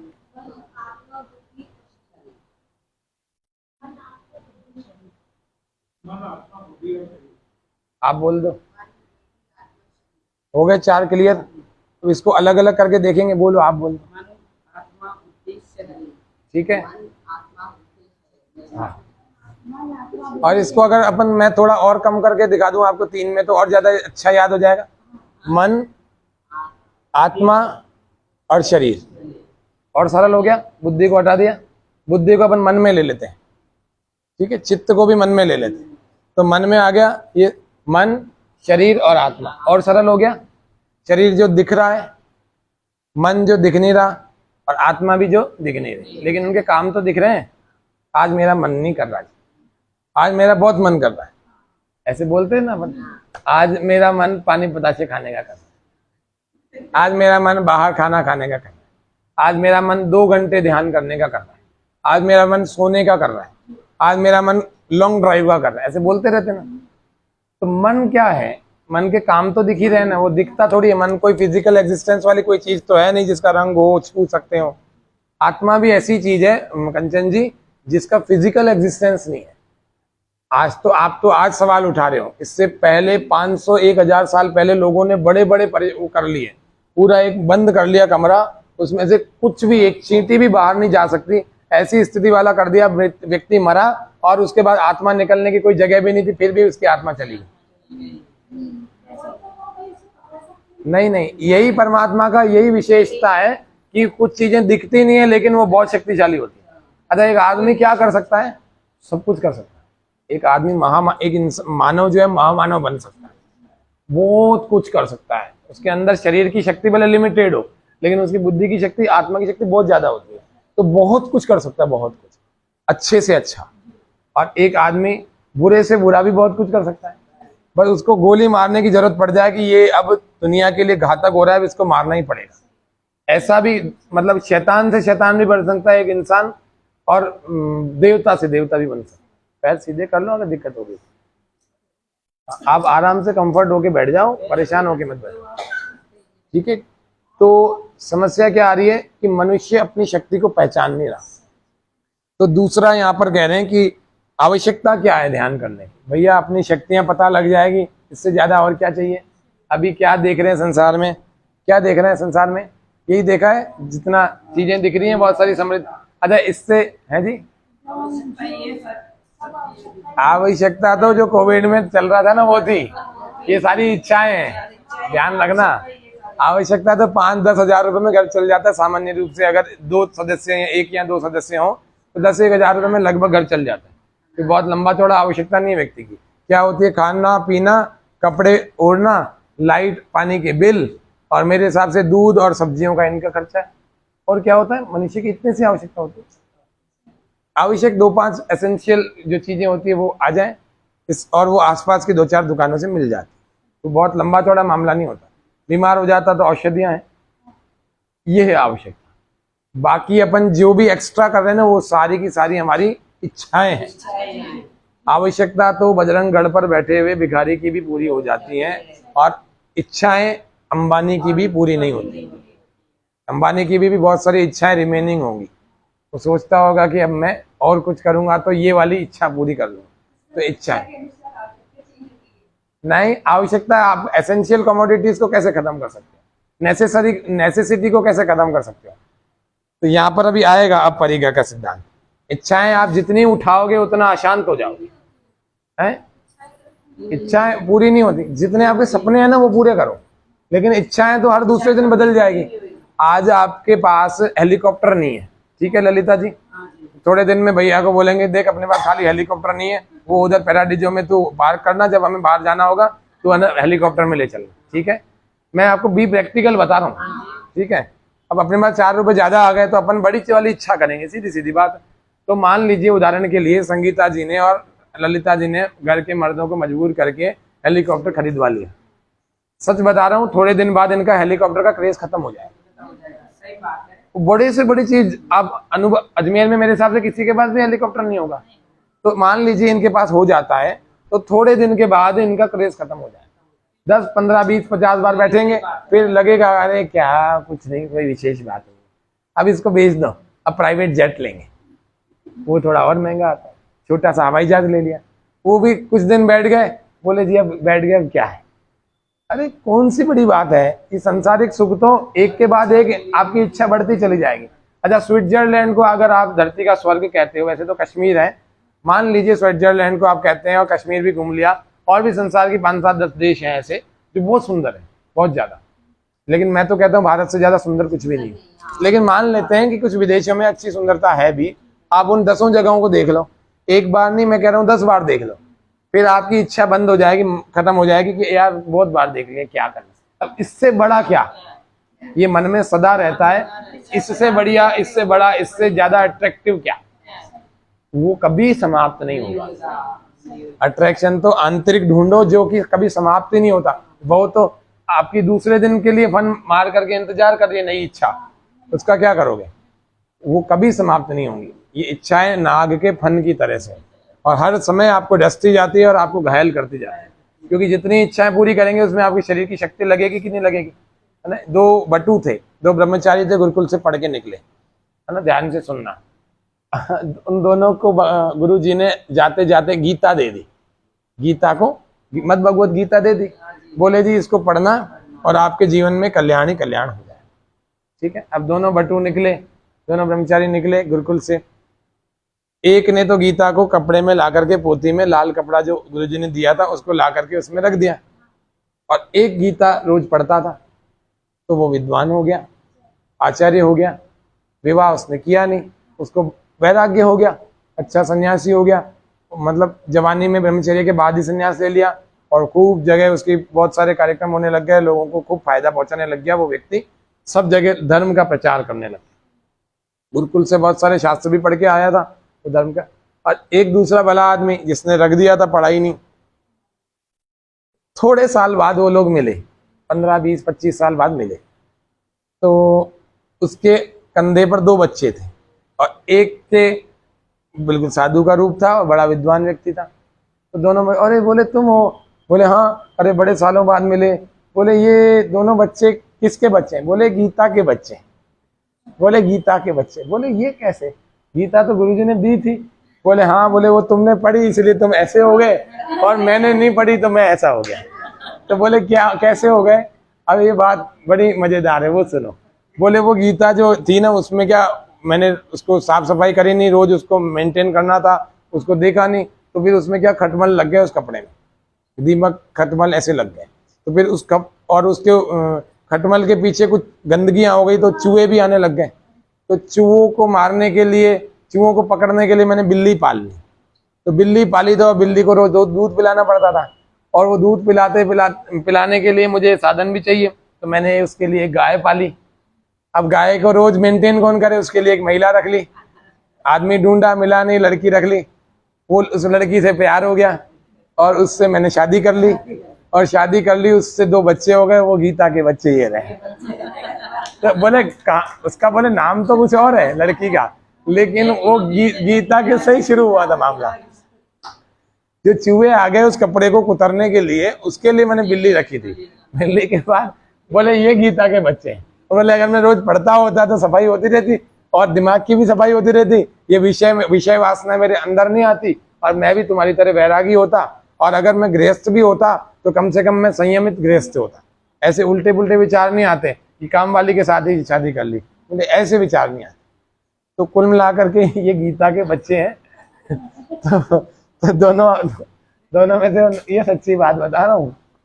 तो यहाँ पर आवश्यकता है भैया, आवश्यकता क्या है? अपन तनाव में है कि नहीं है? बताओ, थोड़ा सा ही सही है कि है? सब लोग तनाव। भैया तनाव को दूर करना है, मन को शांत करना है। अंदर से खाली हैं, खोखले हैं, गरीब हैं, बेचारे हैं, और उस बेचारेपन को दूर करना है। अभी स्नेहलता जी जैसे इनके दर्द है, अगर अंदर से ये खाली ना होती ना, तो ये दर्द पर ध्यान ही ना जाता। ये सच्ची बात बता रहे, इसको मन से स्वीकार कर लो। मेरे, मान लीजिए उदाहरण के लिए, वैसे मेरे को समस्या नहीं है शरीर में, मान लीजिए कि मेरे घुटने में दर्द होता, तो मेरे को सारे दिन में ध्यान ही नहीं आता, एक आध बार कभी, क्योंकि मैं अंदर से भरा हुआ हूं। तो उस संपत्ति को देख करके इतना गदगद होता हूं कि उसका जो पॉजिटिव हार्मोनल सीक्रेशन है ना, वो सारे अंगों में जाता है, अपने आप दर्द की कम कर देता। तो उस तरह मेरा ज्यादा ध्यान ही नहीं जाता, और फिर मैं थोड़ा बहुत व्यायाम करके उसको और सही कर लेता। तो इस तरह से दर्दों में या शरीर के सारे कष्टों में ध्यान की बड़ी आवश्यकता है। ठीक है, यानी कि ये अपने रोगों को भी दूर रखता है। और डिप्रेशन, स्ट्रेस वालों के लिए तो बड़ी जबरदस्त चीज है। जिनको अनिद्रा का रोग है, नींद नहीं आती है, उनके लिए भी बड़ी जबरदस्त चीज है। तो ध्यान की आवश्यकता में कितने सारे गुण गिनाऊं, ये रात हो जाएगी इतने सारे। तो शॉर्ट में समझ लो।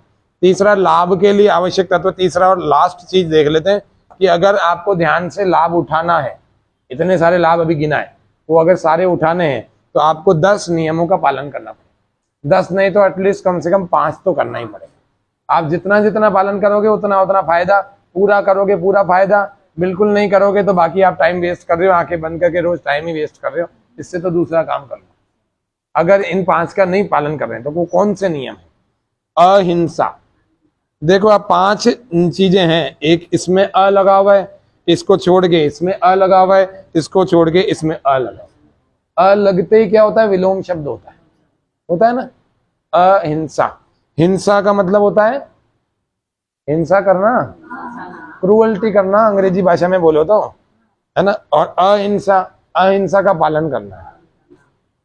अच्छा, मैं अगर बोलूं कि जज जो है, जज क्या इस ध्यान को नहीं लगा सकता? क्या लगा सकता है? आज मान लो मैं वकील भी हूं, पता है आपको, LLB किया हुआ। मान लो मैं 1 साल बाद जज बन के लौटता हूं उदाहरण के लिए, तो क्या मैं ध्यान नहीं कर सकता हूं? क्यों? मैंने तो फांसी की सजा एक को दे दी, हिंसा हो गई। हाँ, वो इसका कार्य है। अहिंसा का मतलब समझ लो न्यायपूर्वक हिंसा।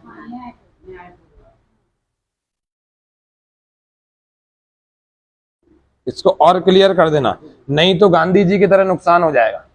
जैसे आज बौद्ध कर रहे हैं ना, चीन वाले घुसते जा रहे हैं, और उधर से लामा और वो क्या बोल रहे हैं, बोले अहिंसा, अहिंसा का पालन करो, कोई मार भी डाले तो मर जाओ, लेकिन किसी पर आक्रमण। अरे भैया, अहिंसा का मतलब होता है न्यायपूर्वक हिंसा। कितने देश गुलाम बन गए खाली गलत अहिंसा को समझ करके। अहिंसा का अर्थ होता है न्यायपूर्वक हिंसा। कोई थप्पड़ मारेगा तो उसके लिए दूसरा थप्पड़ तैयार है, भैया हम दूसरा गाल नहीं आगे करेंगे, सब सीखे हुए। और कोई कुछ भी हथियार नहीं है तो उसके ये हाथ ही ऐसे बनाए हुए कि पार कर देंगे, उसके पीठ के पीछे से निकल जाए। ऐसा होना चाहिए व्यक्ति को मजबूत। नहीं नहीं, वो तो मच्छरों की व्यवस्था अलग है, उसके लिए आप मच्छरदानी लगा सकते हैं, कुछ ऐसी व्यवस्था कर सकते हैं कि मच्छर।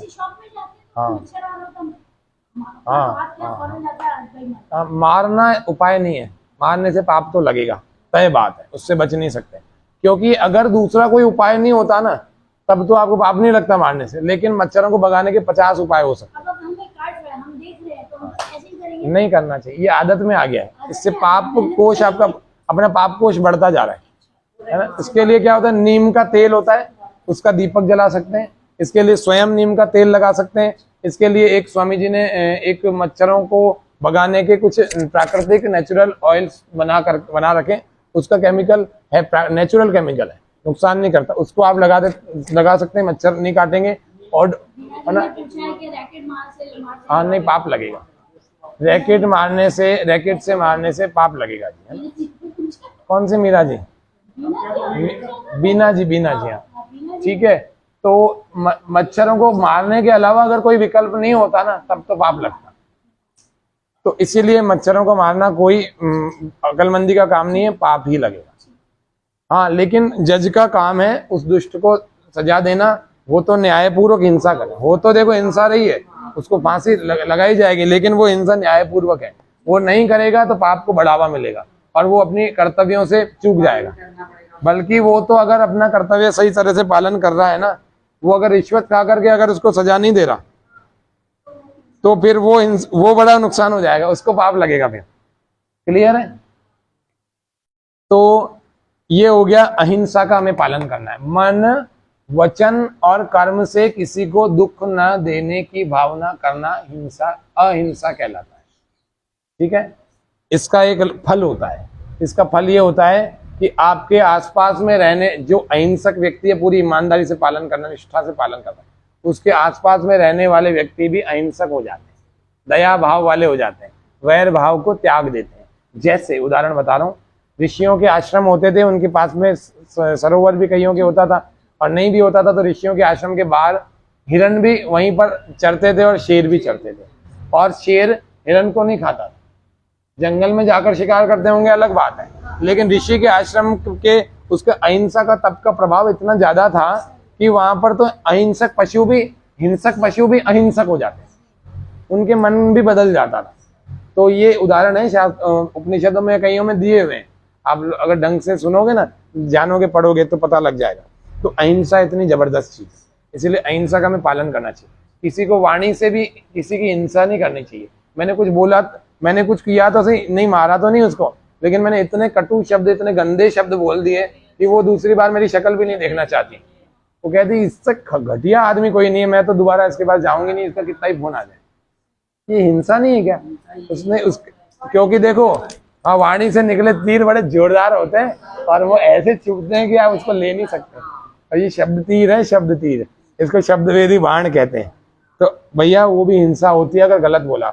और एक वाणी से अच्छे शब्द होते हैं, उनको लेकर के आप सबका दिल जीत सकते हो, लेकिन जो वास्तविक है वो झूठी तारीफें करके दिल जीतने वाले तो चाटुकार होते हैं। तो ऐसा नहीं बनना आपने।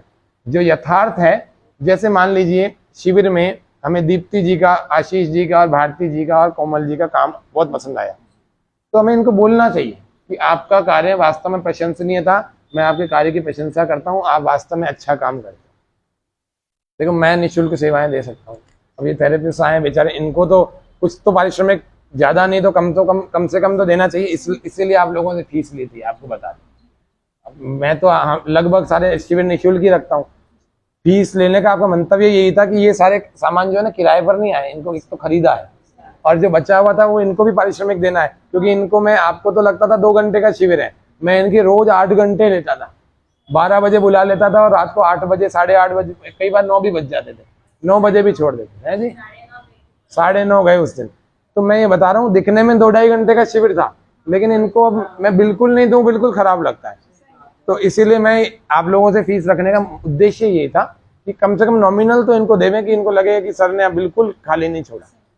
तो क्योंकि ये बेचारे भी अपनी कक्षाएं छोड़ के आते हैं और जवान लोग हैं, इसी काम के वो हैं, मास्टर हैं, इसमें तो कुछ देना चाहिए, वरना ये इनके लिए मैं कैसा हो जाऊंगा, बोले ये तो हमेशा फ्री में ही काम लेते हैं जी, और गए 1 साल के लिए और फोकट का काम करवा के चले गए, भले मेरे को बोलेंगे नहीं, कि मन में देखो मनुष्य के आई जाती है, स्वाभाविक बात है, मेरे भी आ जाती है, अगर मेरे से कोई इतना काम लेवे, किसी के भी आ जाए। इसीलिए आप लोगों से फीस ली थी, इसीलिए आप लोग ये मत सोचना कि इस बार फीस कैसे ले लीजिए, तो मैंने आपको बता दिया थोड़ा सा, और ये बहुत नॉमिनल थी, और आपको पता है ना फीस जान नहीं देते हैं, वहां पर क्या होता है, वो चीज फलीभूत नहीं होती, और दूसरा उसका पाप लग जाता है, आगे आपको चुकानी पड़ेगी, हो सकता है उससे ज्यादा चुकानी पड़ जाए। इसीलिए मैं सोचता हूँ किसी का भी नुकसान नहीं हो, कर्मों का भी नुकसान नहीं हो किसी की। और एक मानसिकता होती है कि हम पूरा विद्यार्थी की तरह से, एक फीस दिए विद्यार्थी की तरह से पूरा भाग ले। अहिंसा, इसका पालन करना पड़ेगा, सत्य का पालन करना पड़ेगा, अस्तेय यानी अगर अ को हटा दो तो चोरी करना, और अ का मतलब इससे लगाते ही विपरीत अर्थ हो गया चोरी न करना। ठीक है, चोरी करने का मतलब क्या होता है जी, क्या होता है, बोलो परिभाषा किसी को आती है चोरी करने की, बोलना भारती जी, अरे बता दो जैसी आती है, किसी की वस्तु को उसके बिना बताए ले जाना, कोई के घर में घुस जाना,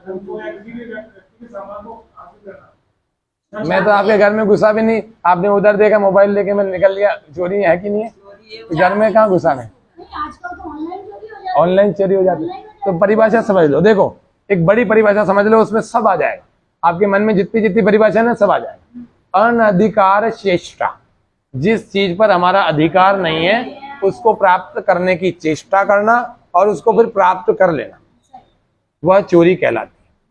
मेरा इस पर अधिकार नहीं है, आपने खुश होकर के अगर मेरे को मोबाइल दे दिया वो अलग बात है, लेकिन उसका भी भार तो मेरे पास चढ़ेगा, देखो सीधी सीधी बात है, ज्यादा नहीं तो थोड़ा तो चढ़ेगा, मैं फिर किसी दूसरे तरीके से आपको आपका भार मैं उतार दूंगा, मैं फिर दूसरी कोई चीज आपको दे दूंगा, क्योंकि मैं अक्लमंद हूं, मैं कभी अपना नुकसान नहीं करूंगा अपने कर्मों का। मैं ये नहीं सोचूंगा कि ललिता जी ने 4 चीजें दे दी, कितना मजा आया, देखो फ्री में मिल गई, मैं फिर इनको 4 चीजें या 2 चीजें ऐसी दूंगा जो लगभग उसी कीमत की हो, इनको दे के जाऊंगा। ठीक है, तो ये तो अक्लमंदी की बात है। और अगर मैं ये सोच रहा हूँ अरे यार फ्री में तो मिली, मैंने थोड़ी मांगी, मेरे को दे के गया, दुकानदार को 500 रुपए दिए, उससे उसको काटने 450 थे, 50 वापस देने थे, उसने भले आदमी ने 50 काटे, 450 वापस दिए, चुपचाप रवाना। अरे बोले मैंने थोड़ी चोरी करी, मैंने थोड़ी बेईमानी करी, मेरी श्रीमती जी ने ऐसे एक बार किया, बोले मैंने कहा गाड़ी से उतरो, पूरा वापस घुमा के लाया, मैंने कहा गाड़ी से उतरो और उस आदमी को पैसे वापस दे गया। अरे बोले पागल हो गया आप, अच्छे पागल हो, ये अच्छा आपका वो सीधा, मैंने कहा आप 450 से कर क्या लोगे, मैं अमीर बन जाओगे। मैंने कहा बहुत बड़ा नुकसान आपका भी हो रहा है, मेरा भी हो रहा है, अब तो मेरी जानकारी में आ गई, मेरे को भी पाप लगेगा।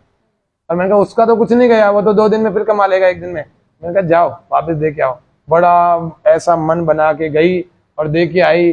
बोले आप तो बात ही मत किया कर, ये क्या बात हुई, ये मन में आ गया कईयों। मैं अपनी बात ही बता दी मैंने आपको 5-4 साल पहले की, ऐसा किसी के भी मन में हो सकता है, सारे मनुष्य ही तो हैं। जब बचपन में हम थे, हम भी ऐसे ही करते थे, क्योंकि हमारे को ऐसा ही सिखाया गया था कि बोले बेटा तुम किसी का जानबूझ करके कुछ मत करो, वो दे देता है तो आप लेके आ जाओ, और फिर वो पैसे मिल जाते थे ना, उसकी कुछ ना कुछ चीज खा के आ जाते थे। बाजार में मिल गया 10 रुपए 20 रुपए, कायदा क्या होता है कि जैसे किसी का पर्स भरा हुआ मिल गया हजारों का, कायदा ये करता है कि थाने में जमा कराओ, उसमें लिखो कि फलानी जगह मिला, जिसका भी होगा वो रिपोर्ट करने आएगा, उसको दे देंगे पुलिस वाले। नहीं देंगे तो आपके ऊपर तो पाप नहीं चढ़ेगा, चाहे पुलिस वाला खा जाए कोई बात नहीं, आपके ऊपर पाप चढ़ जाएगा भैया। वो 5-7 हजार, 10 हजार, 20-50 हजार का आप कौन सा अमीर बन जाओगे? जिंदगी भर की गरीबी दूर हो जाएगी क्या? नहीं हो सकती ना। तो अस्तेय, जिस पर हमारा अधिकार नहीं है उसको ग्रहण नहीं करना, यानी चोरी नहीं करना कहलाता है, उसी को हम अस्तेय कहते हैं। ब्रह्मचर्य और अपरिग्रह के बारे में कल बताएंगे। आज के लिए इतनी थ्योरी पर्याप्त है। अब हम चलते प्रैक्टिकल पार्ट पर। समझ में आया? ये आप पालन करो चाहे नहीं करो, आपकी मर्जी है, लेकिन करनी चाहिए। शौच यानी शरीर की शुद्धि जरूरी है। नहाना, शरीर के आंखों से लेकर के मल द्वार तक की सारी की शुद्धि अपन रोज करते हैं कि नहीं करते? बोलो, सब जगह से गंदगी निकलती है ना।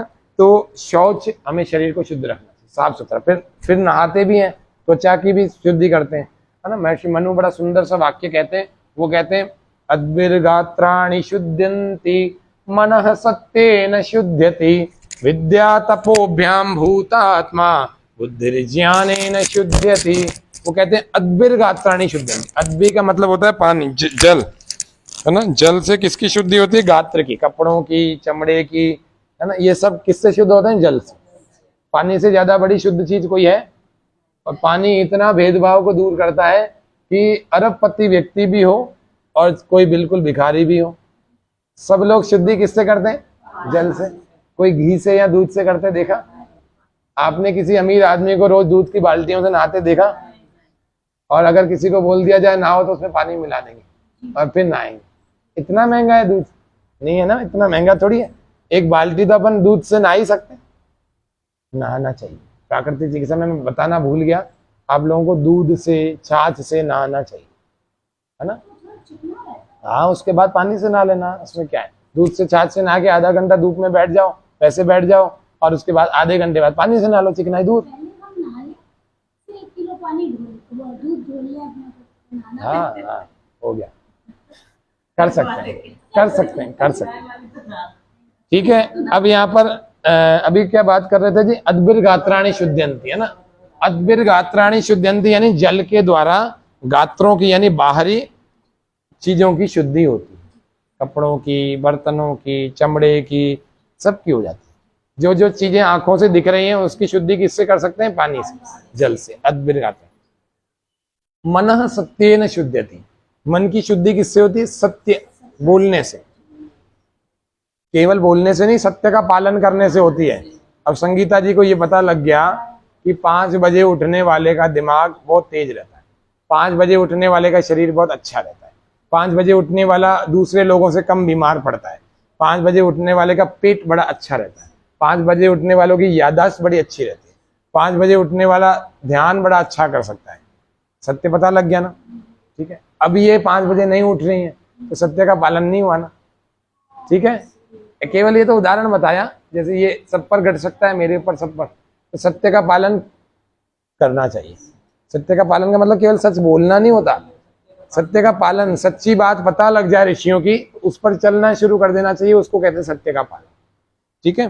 तो अद्भिर्गात्राणि शुद्ध्यन्ति मनः सत्येन शुद्ध्यति, मन का शुद्धि किससे होती है?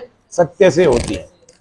और तीसरा कहते हैं बुद्धिर ज्ञानेन, तीसरा कहते हैं विद्या तपोभ्याम भूतात्मा, विद्या से और तप से आत्मा की शुद्धि होती है, विद्या से और तप करने से, है ना। अभी ये तप करवा रहे हैं आपको, है ना। थोड़ा थोड़ा कईयों को गर्मी लग रही होगी, मेरे को तो नहीं लगती, आप लोगों को तो लग रही होगी। तो विद्या तपोभ्याम भूतात्मा, आत्मा की शुद्धि या आत्मा बलवान किससे बनता है? तप करने से और विद्या को ग्रहण करने से। आप लोग यहाँ आए हो, मैं आपको डांस तो करा नहीं रहा, विद्या को ग्रहण करवा रहा हूँ। वास्तव में ऋषियों की विद्या तो भैया यही है जिसको आप 4 दिन ग्रहण करने के बाद 5 दिन आप मेरे को याद तो करोगे। अगर आप सत्य के थोड़ा भी निकट हो ना तो आपको ये बातें याद आएंगी। और अगर आपको केवल वो कथाएं मजा आती है तो फिर आपको लगेगा यार 4 दिन खराब हो गए जी। ऐसे नहीं, सत्य के आप निकट हो, सच बता दो, इसीलिए आपको मजा आया, इसीलिए आप दूसरे दिन आज आए हो। तो विद्या से और तप से किसकी शुद्धि होती है? आत्मा। आत्मा को शुद्ध बनाना होता है ना। क्लेश आ जाते हैं बहुत सारे, आत्मा अशुद्ध हो जाती है। अब आत्मा ऐसी तो चीज है नहीं कि साहब हम दो करके साफ कर दें, हो ही नहीं सकता, क्योंकि अभी अभी बताया कि आत्मा लगभग निराकार होती है तो साकार, लेकिन दिखते ही नहीं है, तो निराकार ही होती है। और उसको आप निकाल भी नहीं सकते बाहर। निकलेगी तो ईश्वरीय व्यवस्था से निकली, और सबको पता लग जाएगा कि आज इसकी आत्मा इसके शरीर को छोड़ के चली गई और प्राण पखेरु उड़ गए। सारे करीब कर दिया, मुझे ऐसे लगा कि लेट जाना चाहिए। मैंने कहा नहीं, आँख लग जाए, तैयार हो जाओ। तो ये तप है। सुबह उठने में कष्ट तो बहुत होता है संगीता जी, हाँ दीप्ति जी, कष्ट तो बहुत होता है। देखो शुरुआत के लोगों को कष्ट होता है, लेकिन जब वो आदत को अपन 21 दिन फॉलो करते हैं ना, 21 दिन, फिर 21 दिन बाद अच्छा लगने लगता है, तो ये तप में आ जाता है। फिर सालों तक आप उठते रहते हैं ना, कभी कभी मन में आ ही जाता है, अरे यार 5 मिनट और सो लो, अरे दूसरा व्यक्ति भी तो मेरे बराबर 8 बजे उठ रहा है, वो भी तो मेरे जितना ही स्वस्थ है, मैं भी अब कल से आराम से सोऊंगी, ऐसे मन में आ ही जाता है। मजबूरी है, किसी की कक्षा ही लेनी है तो उठ जाते हैं, बाकी तो देखो हमारी संडे को कोई विशेष कक्षा नहीं रहती, फिर भी मेरी 3:15 बजे की उठने की आदत है, तो 3:15 साढ़े 3 उठ जाता हूँ, क्योंकि मेरे को 4 बजे पहली कक्षा लेनी है, तो पौन घंटा मुझे अपनी दिनचर्या के लिए चाहिए, है ना। 10 मिनट में व्यायाम करता हूँ, 10 से 15 मिनट मुझे दंत धावन नित्य कर्म के लिए चाहिए, 10-12 मिनट मुझे नहाने के लिए चाहिए, ये सब मेरे को आधे से पौन घंटा मुझे चाहिए होता है। तो इस तरह से मुझे पौन घंटा चाहिएगा, तभी जाकर के मैं 4 बजे अपनी कक्षा को लॉग इन कर दूँ। नहीं तो मैं अगर 3:55 पर उठूँ, आंखें मसलता हुआ, थोड़े से बाल बना लूँ, मुंह धो लूँ, हाँ जी बोलो अब करेंगे योग, ऐसे मजा आएगा, मेरा ही मन खुश नहीं होगा, मैं दूसरों की तो क्या कल्याण कर सकता हूँ। तो ये छोटा सा है कि अपने से अपने को बदलाव करना चाहिए। तो विद्या तपोभ्याम भूत आत्मा, आत्मा की शुद्धि तप से और विद्या से होती है ना, और कथा वल्लरियों से नहीं होती। कथाएं तो मैं आपको खूब सुना दूंगा, बड़ा मजा भी आएगा, आप कहोगे यार इतना अच्छा आनंद आ रहा है, लेकिन जो दर्शन की प्रैक्टिकल बातें अगर वो नहीं समझ में आई तो फिर क्या समझ में आई।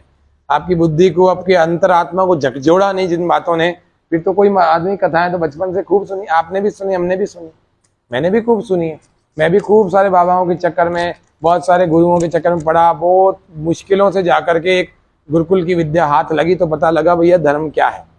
धर्म के नाम पर कुछ और ही कर रहे थे, है ना, बहुत सारी चीजें कर रहे थे। अब देख लो मेरे गले में कुछ भी नहीं है, मेरे हाथ में भी कुछ नहीं है ना, और जेवर आदि ये सब तो इसीलिए नहीं पहनता हूँ क्योंकि मेरे योग आसन में आड़े आते हैं, आसनों में पहनना चाहे पहन सकते हैं, कोई ईश्वर की कृपा से सब कुछ संपन्न हूँ, कोई कमी नहीं अपने को, लेकिन इसलिए नहीं पहनते क्योंकि इनकी आवश्यकता ही महसूस नहीं पहले तो। दूसरा योगासन है, ये सब चीजें इनको ये अंगूठी भी है ना चुभती है, कुछ ऐसा आसन कर लिया उसमें चुभ जाए, ये इसीलिए मैं तो हाँ ऐसा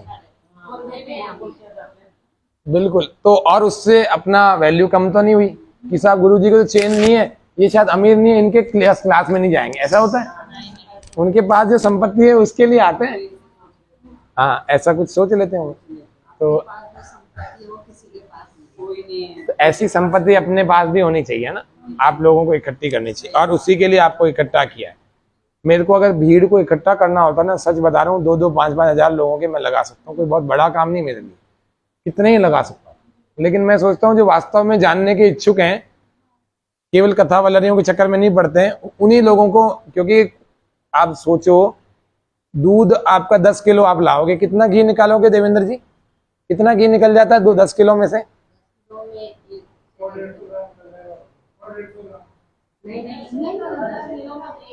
1-1.25 किलो निकलेगा, 2 किलो तक नहीं पहुंच पाए। अब देखो दूध कितना सारा था, दही फिर कितना बना, फिर कितना, अब उसमें से मक्खन निकालोगे और कम निकल जाएगा। तो अपने को मक्खन को ग्रहण करना होता है, और वो क्वालिटी की चीज होती है। अंतिम तत्व नवनीत होता है दूध का, दुग्ध का अंतिम तत्व नवनीत, जिसको अपन हिंदी भाषा में मक्खन कहते हैं।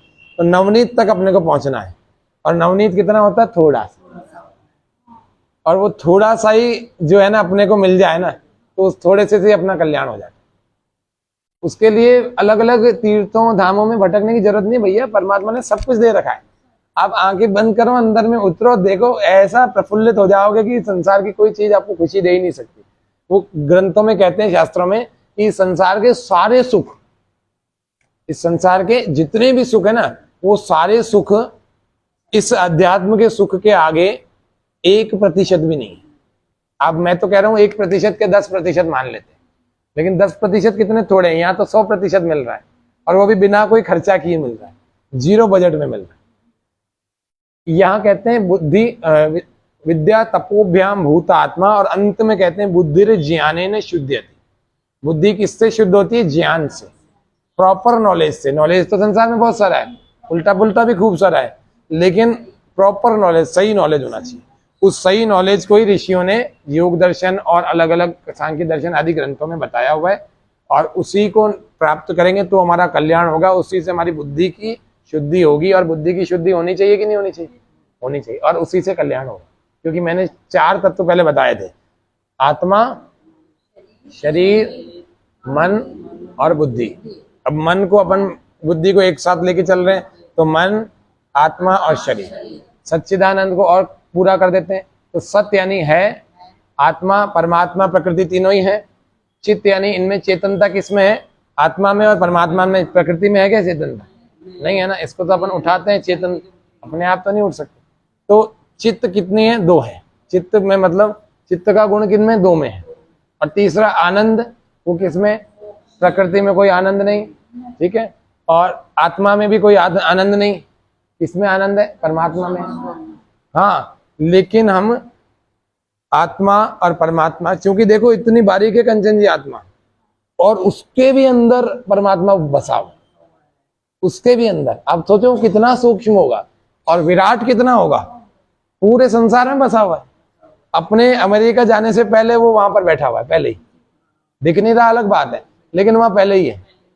मेरे गाड़ी चला करके मदार जाने से पहले वो ऑलरेडी वहां है। तो इससे बड़ा और विराट क्या हो सकता है? मतलब इतना बड़ा है कि पूरा संसार में बसाया हुआ है। भगवान कृष्ण ने गीता में कई श्लोक बोले, तो उसको है ना, इन्होंने रविंद्र जैन जी ने, रविंद्र जैन साहब थे ना एक, रामायण में जिन्होंने म्यूजिक दिया, उन्होंने उसमें संगीत दिया, उन्होंने उसमें बोला है, मैं हूं निराकार, मेरा रंग है न रूप कोई, कहीं से आरंभ हूं न कहीं पर समाप्त हूं, नित्य हूं अजन्मा हूं, शाश्वत मैं पर ब्रह्म, मुझ में व्याप्त सृष्टियां, मैं सृष्टियों में व्याप्त हूं, निजानंद लीन सर्वशक्तिमान सीमाहीन, किसी के अधीन नहीं, निज में पर्याप्त हूँ, मैं अलख निरंजन हूँ, दुर्लभ असाध्य हूँ, पर भक्ति भरे नयनों को सहज ही मैं प्राप्त हूँ, पर ज्ञान भरे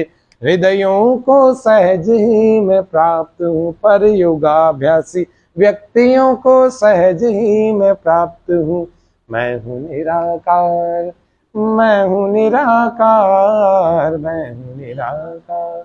गीता में भी भगवान का सही स्वरूप निराकार बताया।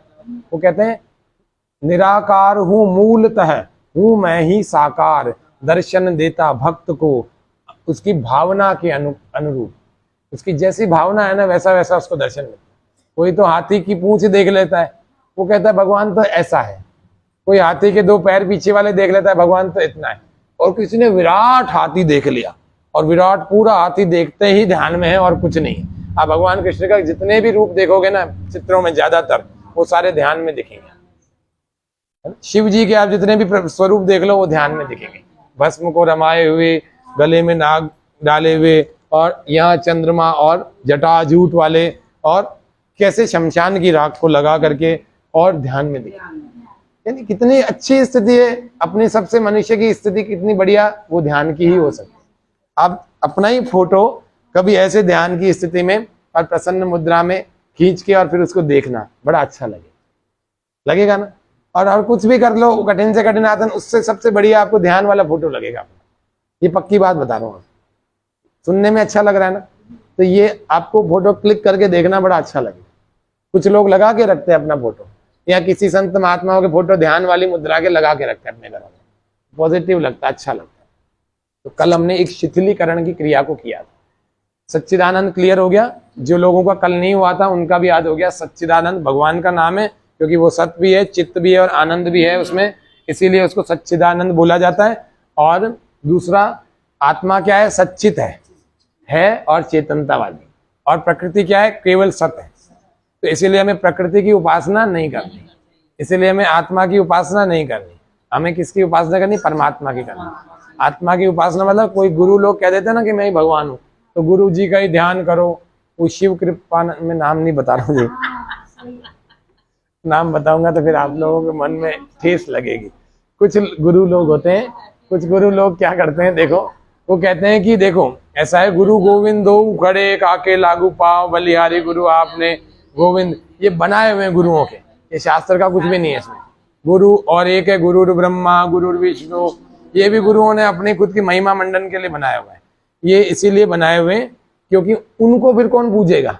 गुरुओं को वो क्या अपनी पुजाना चाहते हैं। सच बता रहा हूँ आप लोगों के सामने, अगर कोई व्यक्ति ऐसे थाली आरती की करेगा और 50 लोग पाँव छुएंगे, आपको अच्छा लगने लगेगा, आपको मजा आने लगेगा। सच